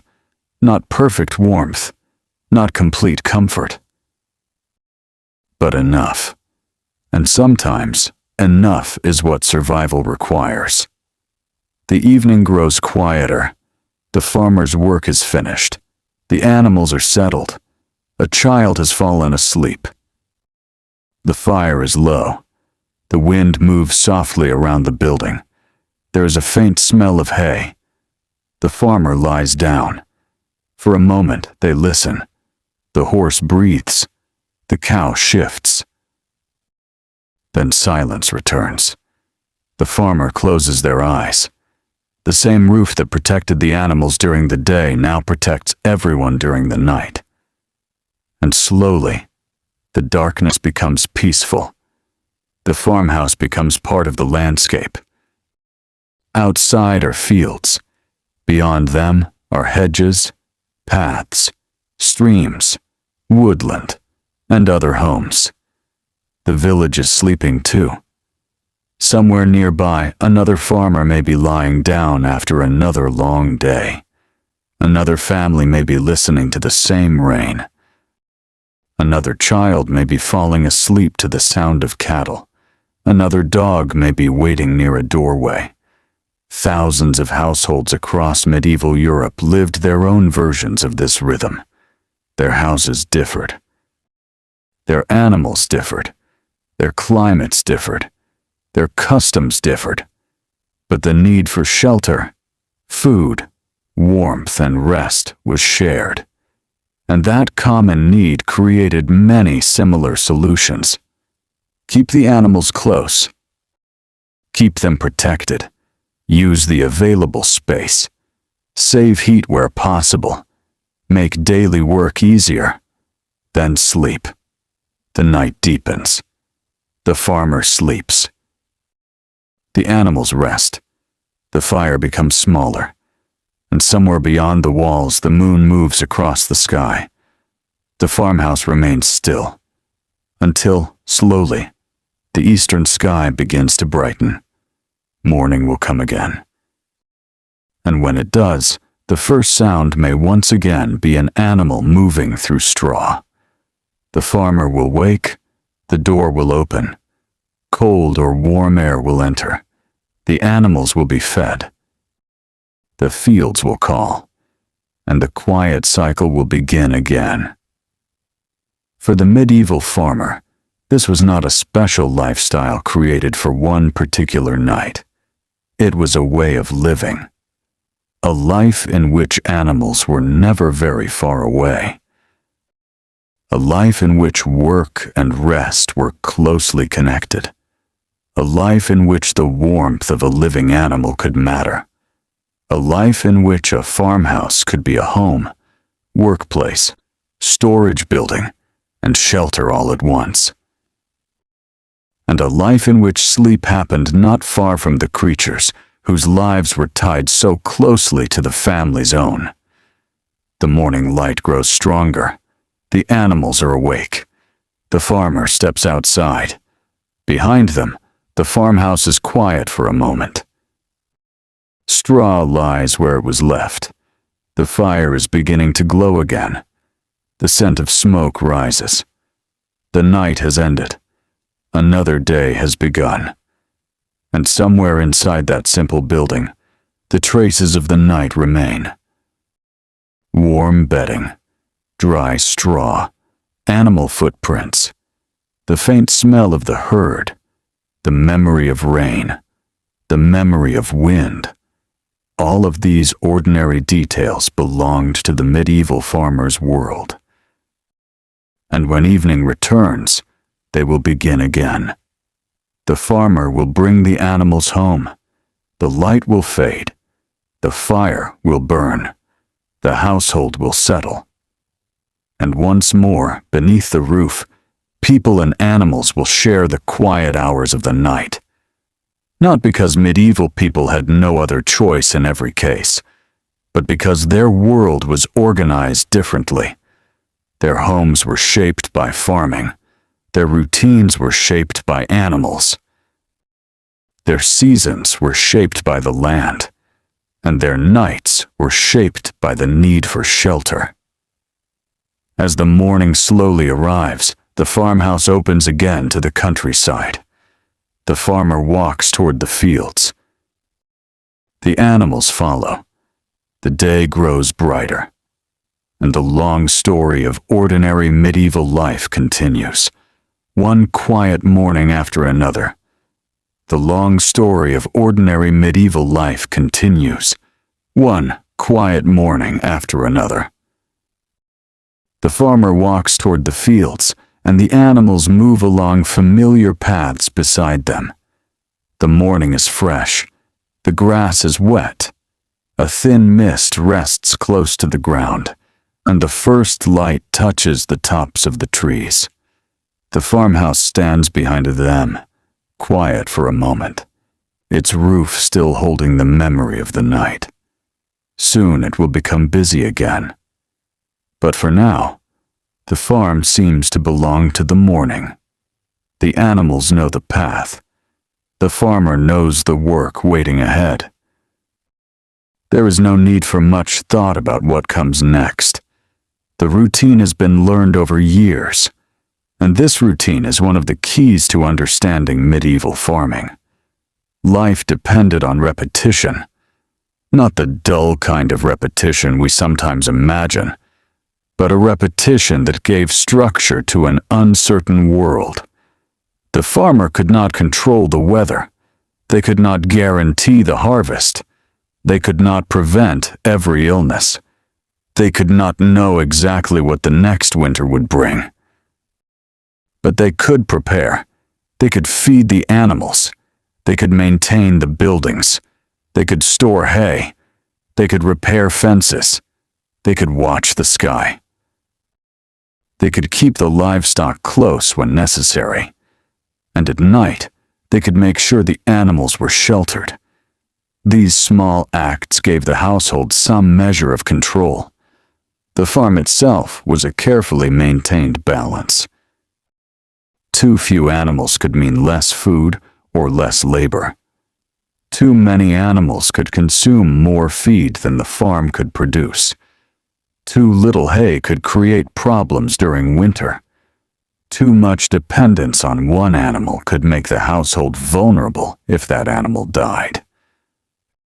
Farmers, therefore, had to make decisions constantly. The animals were living parts of the farm's economy. And this is why the sleeping arrangements mattered. A building was not merely a place to put bodies at night. It was part of a larger economic system. If livestock were housed under the same roof, space had to be organized around them. Hay needed to be accessible. Water needed to be brought in. Waste needed to be removed. Animals needed enough room to stand and lie down. People needed somewhere to sleep. Fire needed to be kept safely away from combustible materials. These requirements influenced the design of the household. A medieval farmer could not simply arrange a room according to modern ideas of comfort. The room had to work. That was the priority. And perhaps this is why a simple farmhouse could contain so much life. One corner might hold tools. Another might contain food. Another might be used for animals. The hearth occupied an important position. Bedding could be placed where there was enough room and warmth. The arrangement could change according to the season. Winter might bring animals closer together. Summer might allow them more space. The household adapted. Nothing was completely fixed. The same building could feel different in July and January. In summer, the doors might remain open. Fresh air could move through the building. Animals might spend much of the day outside. The farmhouse could become quieter during daylight. In winter, the doors stayed closed more often. Animals spent longer indoors. Hay filled storage spaces. The fire became more important. The farmhouse became a smaller, warmer world, and night became longer. The farmer experienced these changes not as abstract seasonal information, but through the body. The length of daylight affected work. The temperature affected clothing. The availability of pasture affected animals. The amount of fuel affected the household. The changing smell of the fields marked the passing year. The seasons were felt everywhere. Now imagine the approach of autumn again. The farmer stands near the animal shelter at the end of the day. The sunlight is lower. The air carries a faint chill. The animals are calm. A few leaves have begun to change. The farmer looks toward the fields. There is still work to do before winter. The shelter must be ready. The hay must be protected. The animals must be assessed. Which are strong? Which are old? Which are young? Which may need extra care? These questions matter. The farm's future depends partly on the answers. A medieval farmer did not necessarily think about the future in the language of modern financial planning, but they understood investment. An animal represented future possibilities. A healthy cow could produce calves and milk. A healthy sheep could produce wool and offspring. A strong horse could provide years of work. A mature ox could help with heavy agricultural tasks. Protecting these animals was therefore a way of protecting the future. And sometimes that future slept only a few steps away. At night, the farmer could hear the animals. This closeness could create reassurance. If everything was quiet, the farmer could rest. If something sounded wrong, they could respond. There was no need to cross a large distance. The animal was close. The household was close. The fire was close. The family was close. The night might still be cold and difficult, but the essential things were gathered together. This is one reason that the image of a medieval farmer sleeping near livestock should not always be interpreted as a sign of poverty alone. Sometimes it reflected poverty. Limited space forced families to make practical choices, but sometimes it also reflected sensible agricultural design. If animals were valuable and the weather was severe, keeping them near the household could simply make sense. Architecture often follows necessity, and necessity has no particular social class. A wealthy household could have separate buildings. A poorer household might combine functions, but both households still needed to protect their animals. Both understood the value of shelter. Both had to respond to the seasons. Both needed rest, and both lived in a world where animals were central to everyday life. As the afternoon fades, the farmer returns toward the house. The animals follow. Their movement is familiar. The sounds are familiar. The same path has been walked many times. The farmhouse appears ahead. Smoke rises from the roof. Someone inside is preparing the evening meal. The animals enter their shelter. The farmer checks them. One animal seems tired. Another is hungry. A young animal stays close to its mother. Everything looks normal. The farmer finishes the last tasks. Then the household begins to settle. The day has been long. The body feels the work. Hands are tired. Feet are tired. The farmer has spent hours moving, lifting, carrying, walking, and working. Sleep will not need to be invited. It will arrive naturally. But before it comes, there is one more responsibility. The animals must be settled for the night. Fresh bedding is placed where necessary. Feed is prepared. The door is checked. The animal area is inspected. Then the farmer returns to the family. The fire burns steadily. Food is eaten. The conversation is quiet. The light slowly disappears. And once again, night covers the countryside. The farmhouse becomes a small circle of warmth. Outside, the darkness is deep. Inside, the fire illuminates the walls. The animals are close. The family is close. The farmer sits quietly for a moment. Perhaps they are thinking about tomorrow. Perhaps there is no need to think at all. The day is finished. That is enough. Eventually, the fire is reduced. The bedding is prepared. Everyone settles. The animals become quiet, and sleep begins. This time, imagine listening carefully. There is the soft movement of straw, a low breath, a wooden beam creaking, the faint crackle of the fire.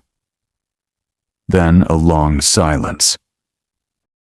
The farmer closes their eyes. For a while, nothing happens. This is the ordinary peace of a medieval night. Not silence in the modern sense, but familiarity. The farmer knows these sounds. The farmer knows this darkness. The farmer knows the animals are nearby, and perhaps that knowledge makes sleep easier. The night passes. Then a small sound. A horse moves. The farmer wakes for a moment. There is no danger. The horse settles. The farmer returns to sleep. Hours later, the first light appears, and the cycle begins again. This cycle may seem simple, but over a lifetime it becomes enormous. Thousands of mornings, thousands of evenings, thousands of nights. A farmer might sleep beside several generations of animals.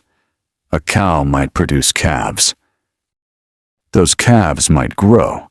Some might be sold. Some might remain. A sheep might produce wool year after year. A horse might work for many seasons. A family might remain in the same village for generations.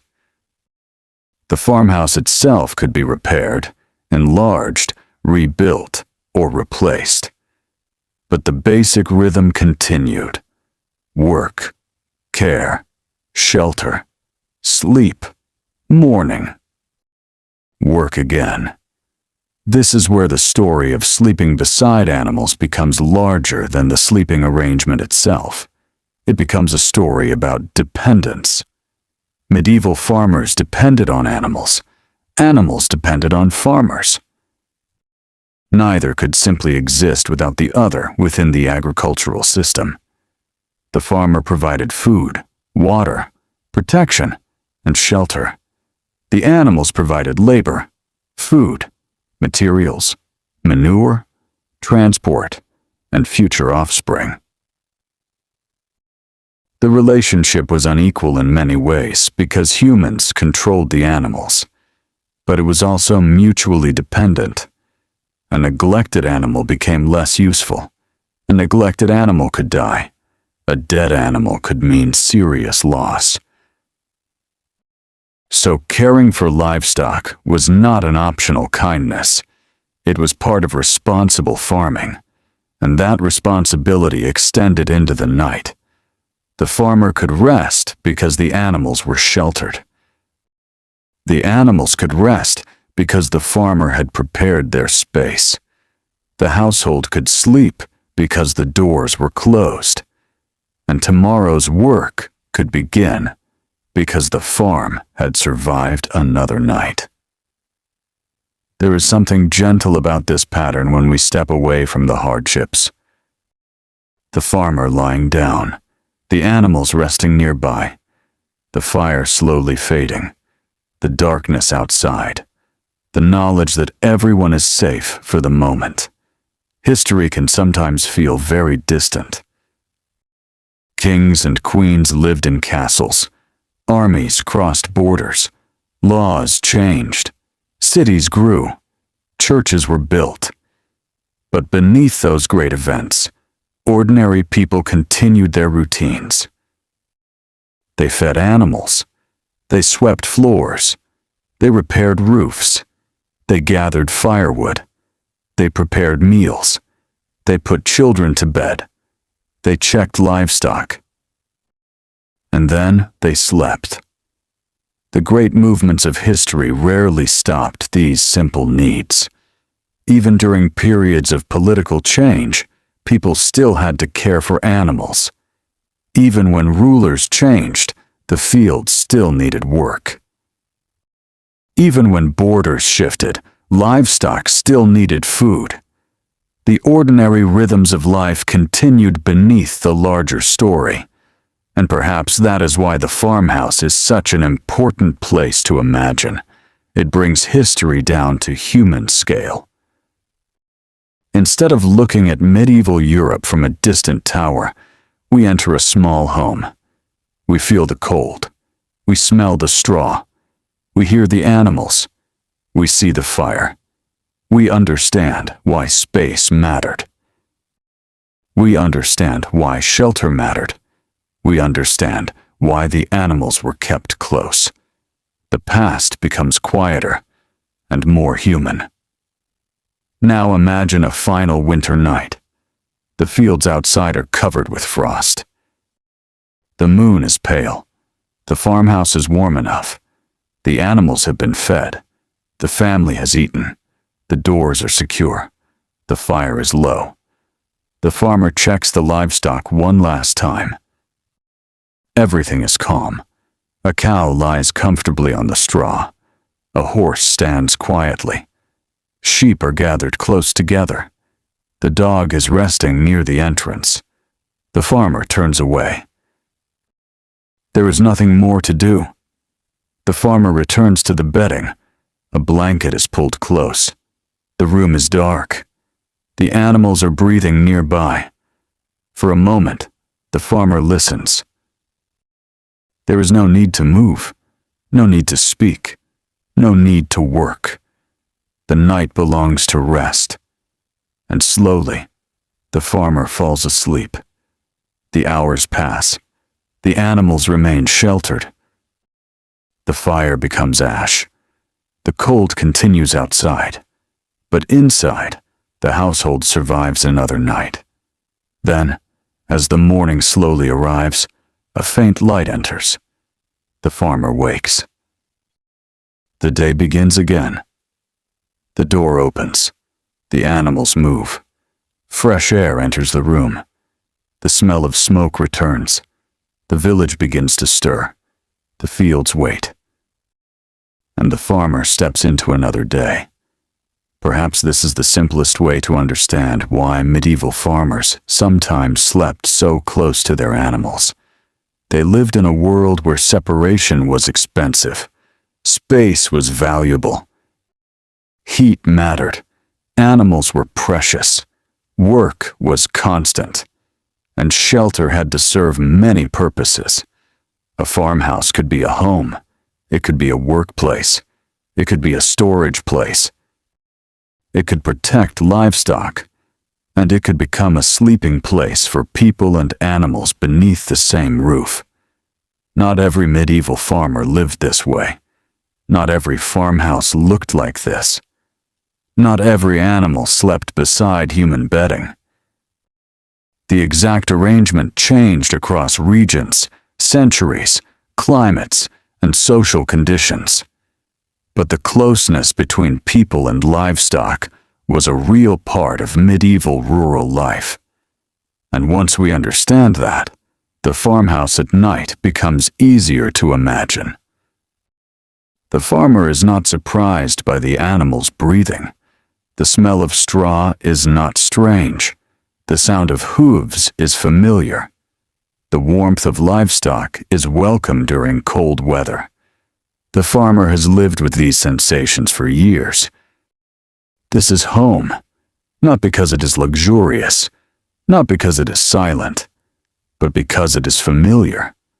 The walls have protected the family. The animals have helped sustain them. The fire has warmed them. The roof has kept away rain.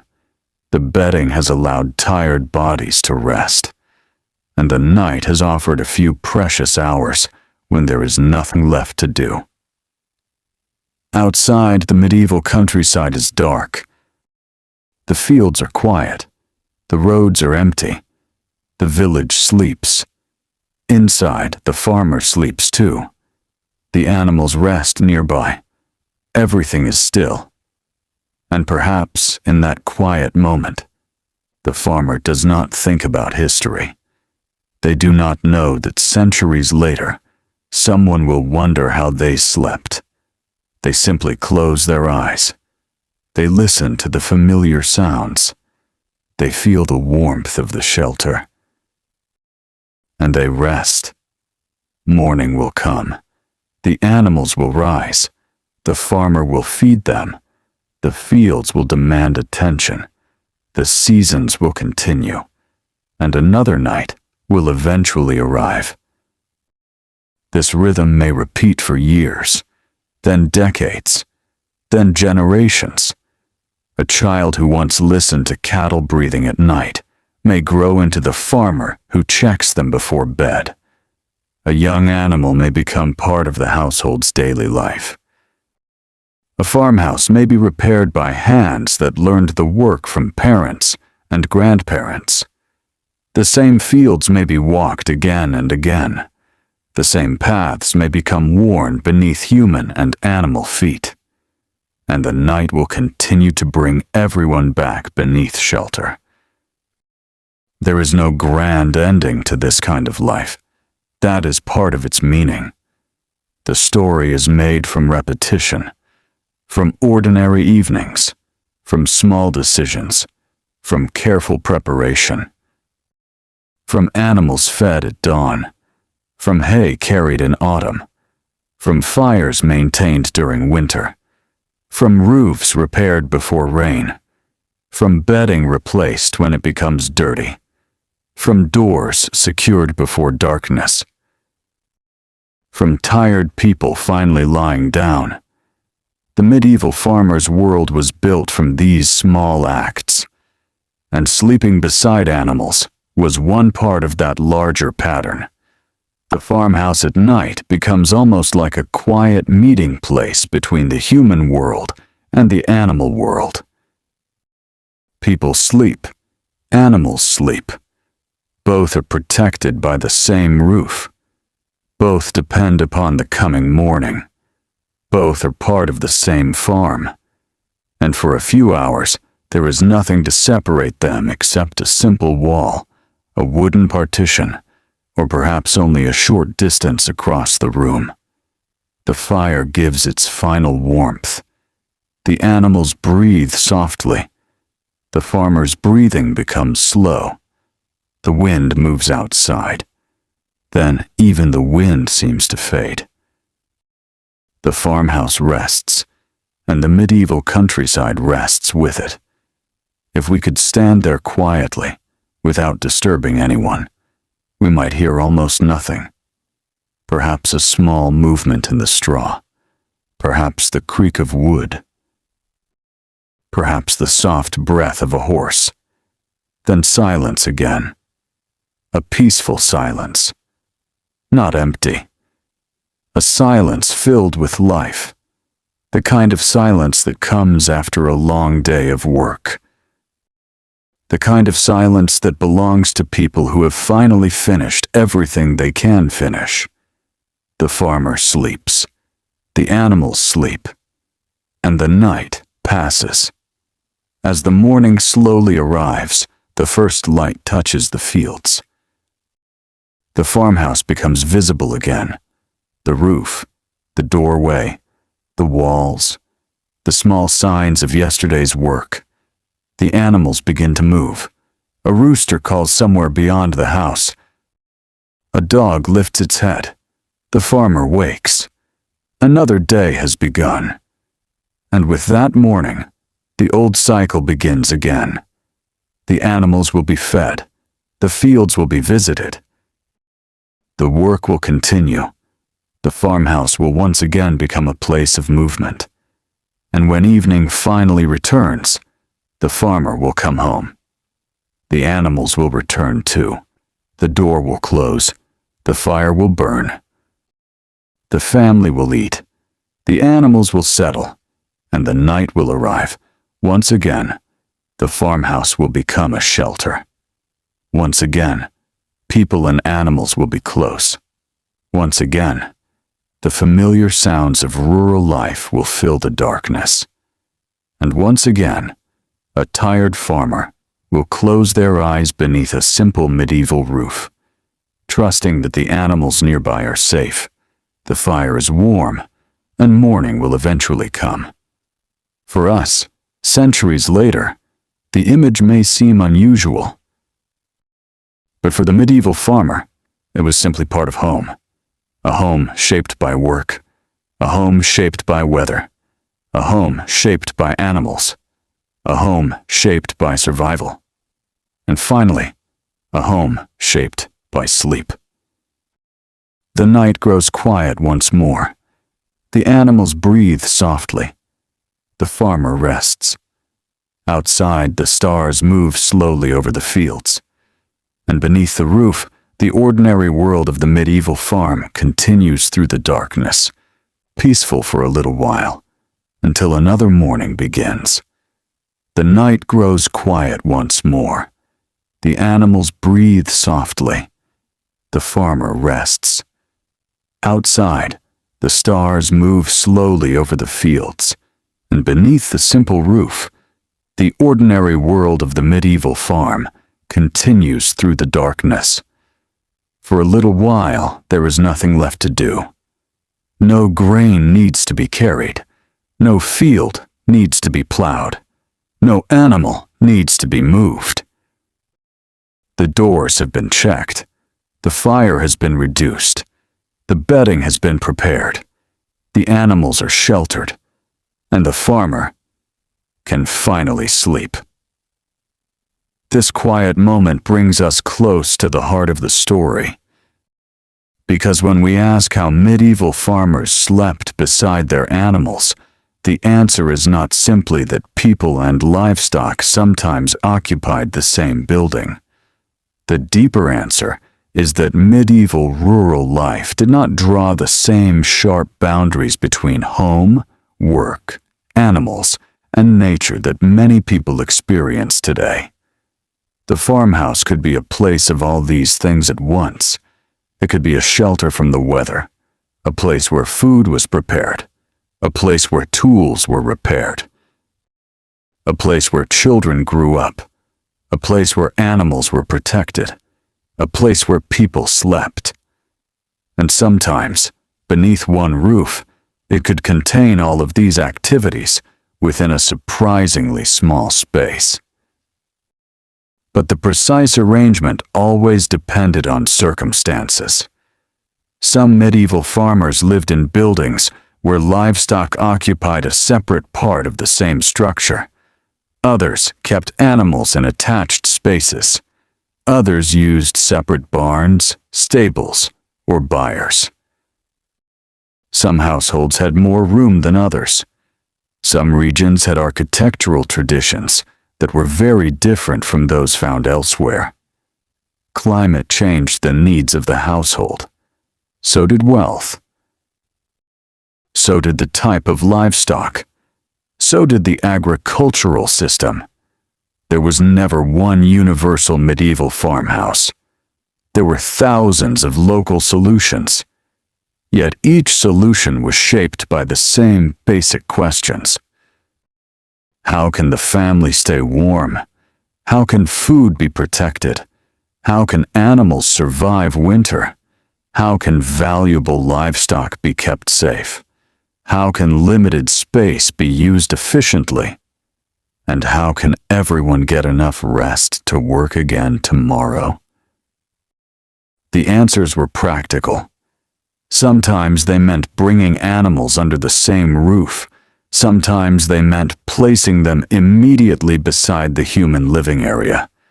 Sometimes they meant building a separate shelter close to the house.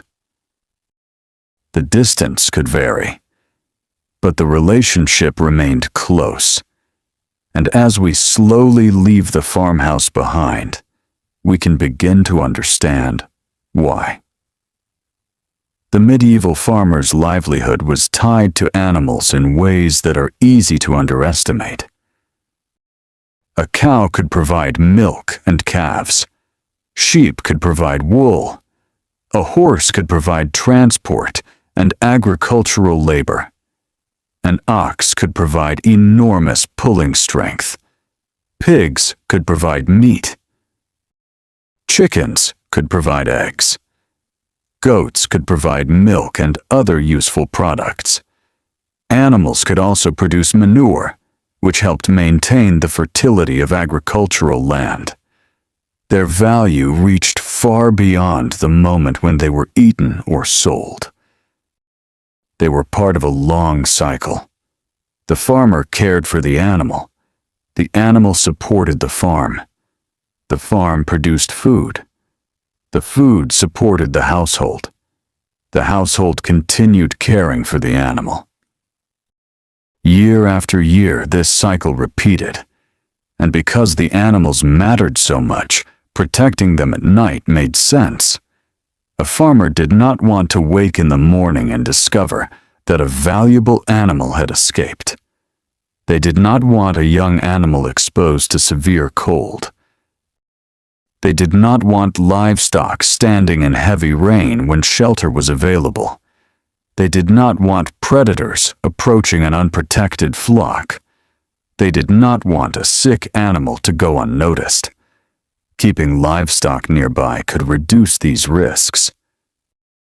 It could also save time. In a world where every task required physical effort, distance mattered. A few minutes saved here and there could become meaningful over the course of a day. Walking to a distant barn in darkness required effort. Carrying hay across a large yard required effort. Bringing water required effort. Checking animals in freezing weather required effort. A compact farm could make daily work easier. The medieval farmer was constantly managing energy. Their own energy, the animals' energy, the available fuel, the available food, the available space. Everything had limits. This is one reason the farmhouse was organized around necessity. The building itself was part of the farm's economy. The roof protected the animals. The walls protected the family. The storage areas protected food. The hearth provided warmth and cooking. The floor provided working space. The animal area contained livestock, and the sleeping area allowed exhausted people to recover. Nothing had to be perfect. It had to function. A medieval farmer did not need a house designed around modern ideas of privacy. They needed a house that worked through winter. They needed somewhere dry. somewhere safe, somewhere warm enough, somewhere to store what they had produced, somewhere to protect the animals that helped them survive. And when night arrived, they needed somewhere to sleep. That sleep might be simple: a mattress filled with straw, a wooden bedstead, a sleeping platform, blankets, wool, whatever the household could obtain and maintain. The bedding could be hard by modern standards. The air could be smoky. The floor could be uneven. The sounds could be unfamiliar to us. But to the people who lived there, these conditions were familiar. And familiarity changes the experience of comfort. A modern traveler sleeping in such a house might notice every sound, every smell, every movement. But someone who had spent their entire life there might barely notice them. The breathing of cattle would be ordinary. The smell of hay would be ordinary. The creaking of wood would be ordinary. The sound of rain against the roof would be ordinary. The darkness would be ordinary. This was home. And home was defined less by modern comfort than by familiarity, safety, and belonging. Picture yourself one final time inside that farmhouse. The night is cold. Outside, the fields are covered in darkness. There are no street lights, no distant headlights, no glow from cities. The stars are visible whenever the clouds allow them to appear. Inside, the fire has almost disappeared. A faint warmth remains. The animals are sleeping. A cow shifts gently in the straw. A horse breathes slowly. The dog near the entrance lifts its head and then settles again. The farmer lies quietly. For a moment, the entire household seems to breathe together. There is no urgency, no work, no conversation, only rest. And in that stillness, the distance between the medieval farmer and the animals becomes very small. They are sheltered together. They are protected from the weather together. They are waiting for morning together. The farmer may not think of this as unusual. It is simply another night. But to us, looking backward through centuries, the scene reveals something important. Human life in the medieval countryside was deeply connected to the physical world. People depended on land. They depended on animals. They depended on weather. They depended on fire. They depended on the harvest. There were fewer barriers between daily life and nature. A storm could change the inside of a house. A cold winter could threaten livestock. A failed harvest could affect the whole household. An animal's illness could become a family problem. The environment was never far away. It was part of everyday existence. And perhaps that is why the farmhouse feels so important. It was a boundary, but not a complete separation. It protected people from the outside, while remaining closely connected to it. The sounds of the animals could still be heard. The smell of the farm could still be felt. The weather could still be sensed. The farmer remained connected to the world beyond the walls. Then comes the morning. The darkness begins to lift. A soft gray light enters. The first bird calls. The dog wakes. The animals begin to move. The farmer opens their eyes. For a moment, the room is still. Then the first movement begins. The farmer rises. The fire is revived. The animals are checked. The day begins. And this is where the story comes full circle. The same animals that were nearby during the night become part of the day's work. The same farmhouse that sheltered everyone now opens toward the fields. The same farmer who slept beside the animals now feeds them. The same cycle begins again. There is no sharp boundary between night and day, only a gradual change.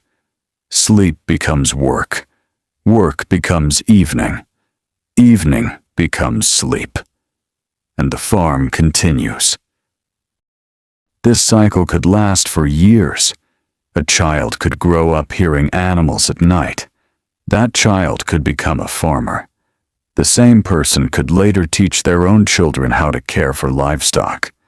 The knowledge could pass from one generation to another. How much hay to store, how to prepare a shelter, how to recognize an unhealthy animal, how to protect newborn livestock, how to maintain a roof, how to keep the fire burning, how to prepare for winter, how to listen at night. These lessons were part of rural knowledge.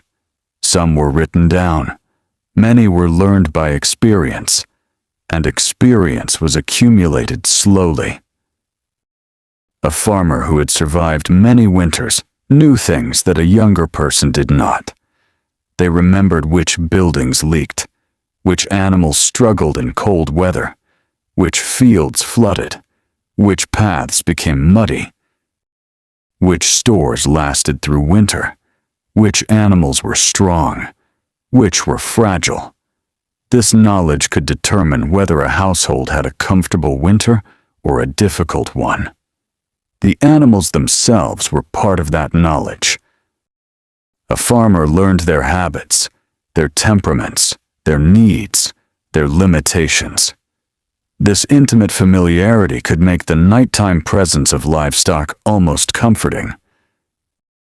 The farmer knew what the animals were doing. The animals knew the household. The sounds were familiar.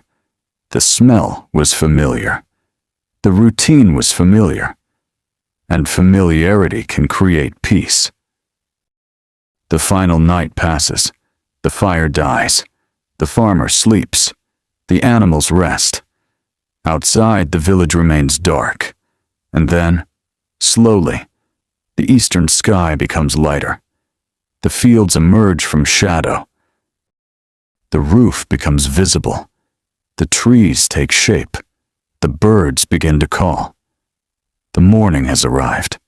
The farmer opens the door. Cold air enters. The animals stir. A cow steps forward. The horse lifts its head. The dog moves outside. The farmer looks toward the fields. There is work waiting. But there is also another day. Another chance to continue. Another chance to feed the animals. Another chance to tend the land. Another chance to prepare for the next season. The farmhouse behind the farmer is already beginning to change. The sleeping place becomes a working place again. The bedding is left behind. The fire becomes active. Food is prepared. Tools are collected. The animals move outside. The night disappears. And yet the memory of the night remains. The quiet, the warmth, the breathing of animals, the smell of straw, the darkness, the sense that everything important was close. This is perhaps the most peaceful way to understand the medieval farmhouse.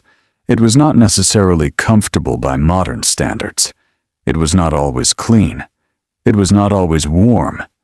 It was not always spacious. But it was a place built around the realities of life. People lived there. Animals lived there. Food was prepared there. Work was planned there. Children grew there. Illness was experienced there. Births occurred nearby. Deaths occurred nearby. Winter was endured there. And sleep came there. The farmhouse contained the whole cycle of rural existence. Nothing was far away. Nothing was completely separate. The farmer's work followed them into the house. The animals' needs followed them into the night. The weather pressed against the walls. The seasons shaped the building. And the household adapted. That is why the idea of sleeping beside animals is more than a curious historical detail. It tells us how different the structure of daily life could be. It reminds us that home once meant something broader. It could mean a family gathered around a fire. It could mean livestock sheltered from winter. It could mean tools stacked against a wall. It could mean food stored for difficult months. It could mean children sleeping near their parents. It could mean animals breathing only a short distance away. It could mean waking to the sound of a rooster. It could mean falling asleep to the sound of cattle. And it could mean living with the land rather than simply living near it. The medieval farmer did not experience nature as something separate from ordinary life. Nature was the source of food, the source of weather, the source of danger, the source of fertility, the source of uncertainty. The farmer's entire existence moved with it. The animals were part of that relationship. They lived from the land. They worked the land. They produced resources. And they returned to shelter at night.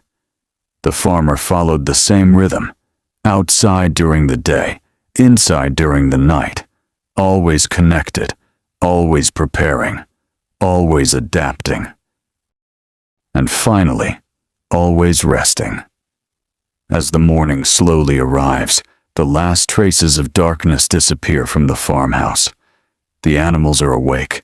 The farmer is awake. The fire is burning again. The village is beginning to stir. A distant voice carries across the fields. The air smells of damp grass and smoke. The farmer walks toward the animals. The animals respond. The day has started. For centuries, similar mornings would unfold across the medieval countryside. Not identical, never identical, but connected by the same basic needs: food, shelter, work. Animals, family, sleep. And then, again, morning. The farmer begins the day's work. The farmhouse remains behind. For a moment it looks almost empty, but soon it will fill again. The animals will return. The family will return. The fire will burn. The evening meal will be prepared. The doors will close, and the night will come. The cycle will continue. Perhaps this is what makes the story so quiet. There is no dramatic ending. The farmer simply lives another day. The animals simply continue with their lives. The farmhouse continues to stand. The seasons continue to change. The years pass. Generations follow generations. The people who once slept beneath that roof eventually disappear into history. The animals are gone. The bedding is gone. The fire is cold. Perhaps the building itself eventually disappears. The roof collapses. The timber decays. The walls fall. Grass grows over the place where the farmhouse once stood. But the rhythm of rural life leaves traces behind. In archaeological remains, in old documents, in animal bones, in tools, in ancient field systems, in surviving buildings, in the landscape itself. And from those traces, we can slowly reconstruct the quiet world that once existed there. A world where a farmer might have slept only a few steps from the animals that supported the household. A world where the smell of hay could mix with the smell of smoke, where the sound of rain could mix with the breathing of cattle, where a cold winter night could make the warmth of livestock welcome, where the household could gather around one fire, where work and rest happened within the same small space, and where the simple act of sleeping was connected to the entire agricultural system. Now imagine the farmhouse one last time. Night has returned. The fields are dark. The stars are above the roof. The animals are sheltered. The farmer has finished the day's work. The fire is low. The bedding is ready. There is a soft rustling in the straw. A horse breathes slowly. A cow settles down. The farmer pulls the blanket closer. Outside, the wind moves gently across the fields. Inside, the walls hold the warmth. Nothing needs to happen. The work of the day is finished. Tomorrow can wait. The farmer closes their eyes. The animals rest nearby. And slowly, the farmhouse becomes quiet. The same quiet that has appeared every night before. The quiet of a household that has survived another day. The quiet of animals safely sheltered. The quiet of people finally resting. The quiet of a medieval countryside beneath the stars. And perhaps if we listen carefully, the centuries no longer seem quite so distant. The fire may be gone. The farmhouse may have disappeared. The farmer's name may have been forgotten. But the simple rhythm remains understandable. A tired person finishes their work. They make sure the animals are safe. They close the door. They settle down. They listen to the familiar sounds. And they sleep. That human need has changed very little. The surroundings have changed. The technology has changed.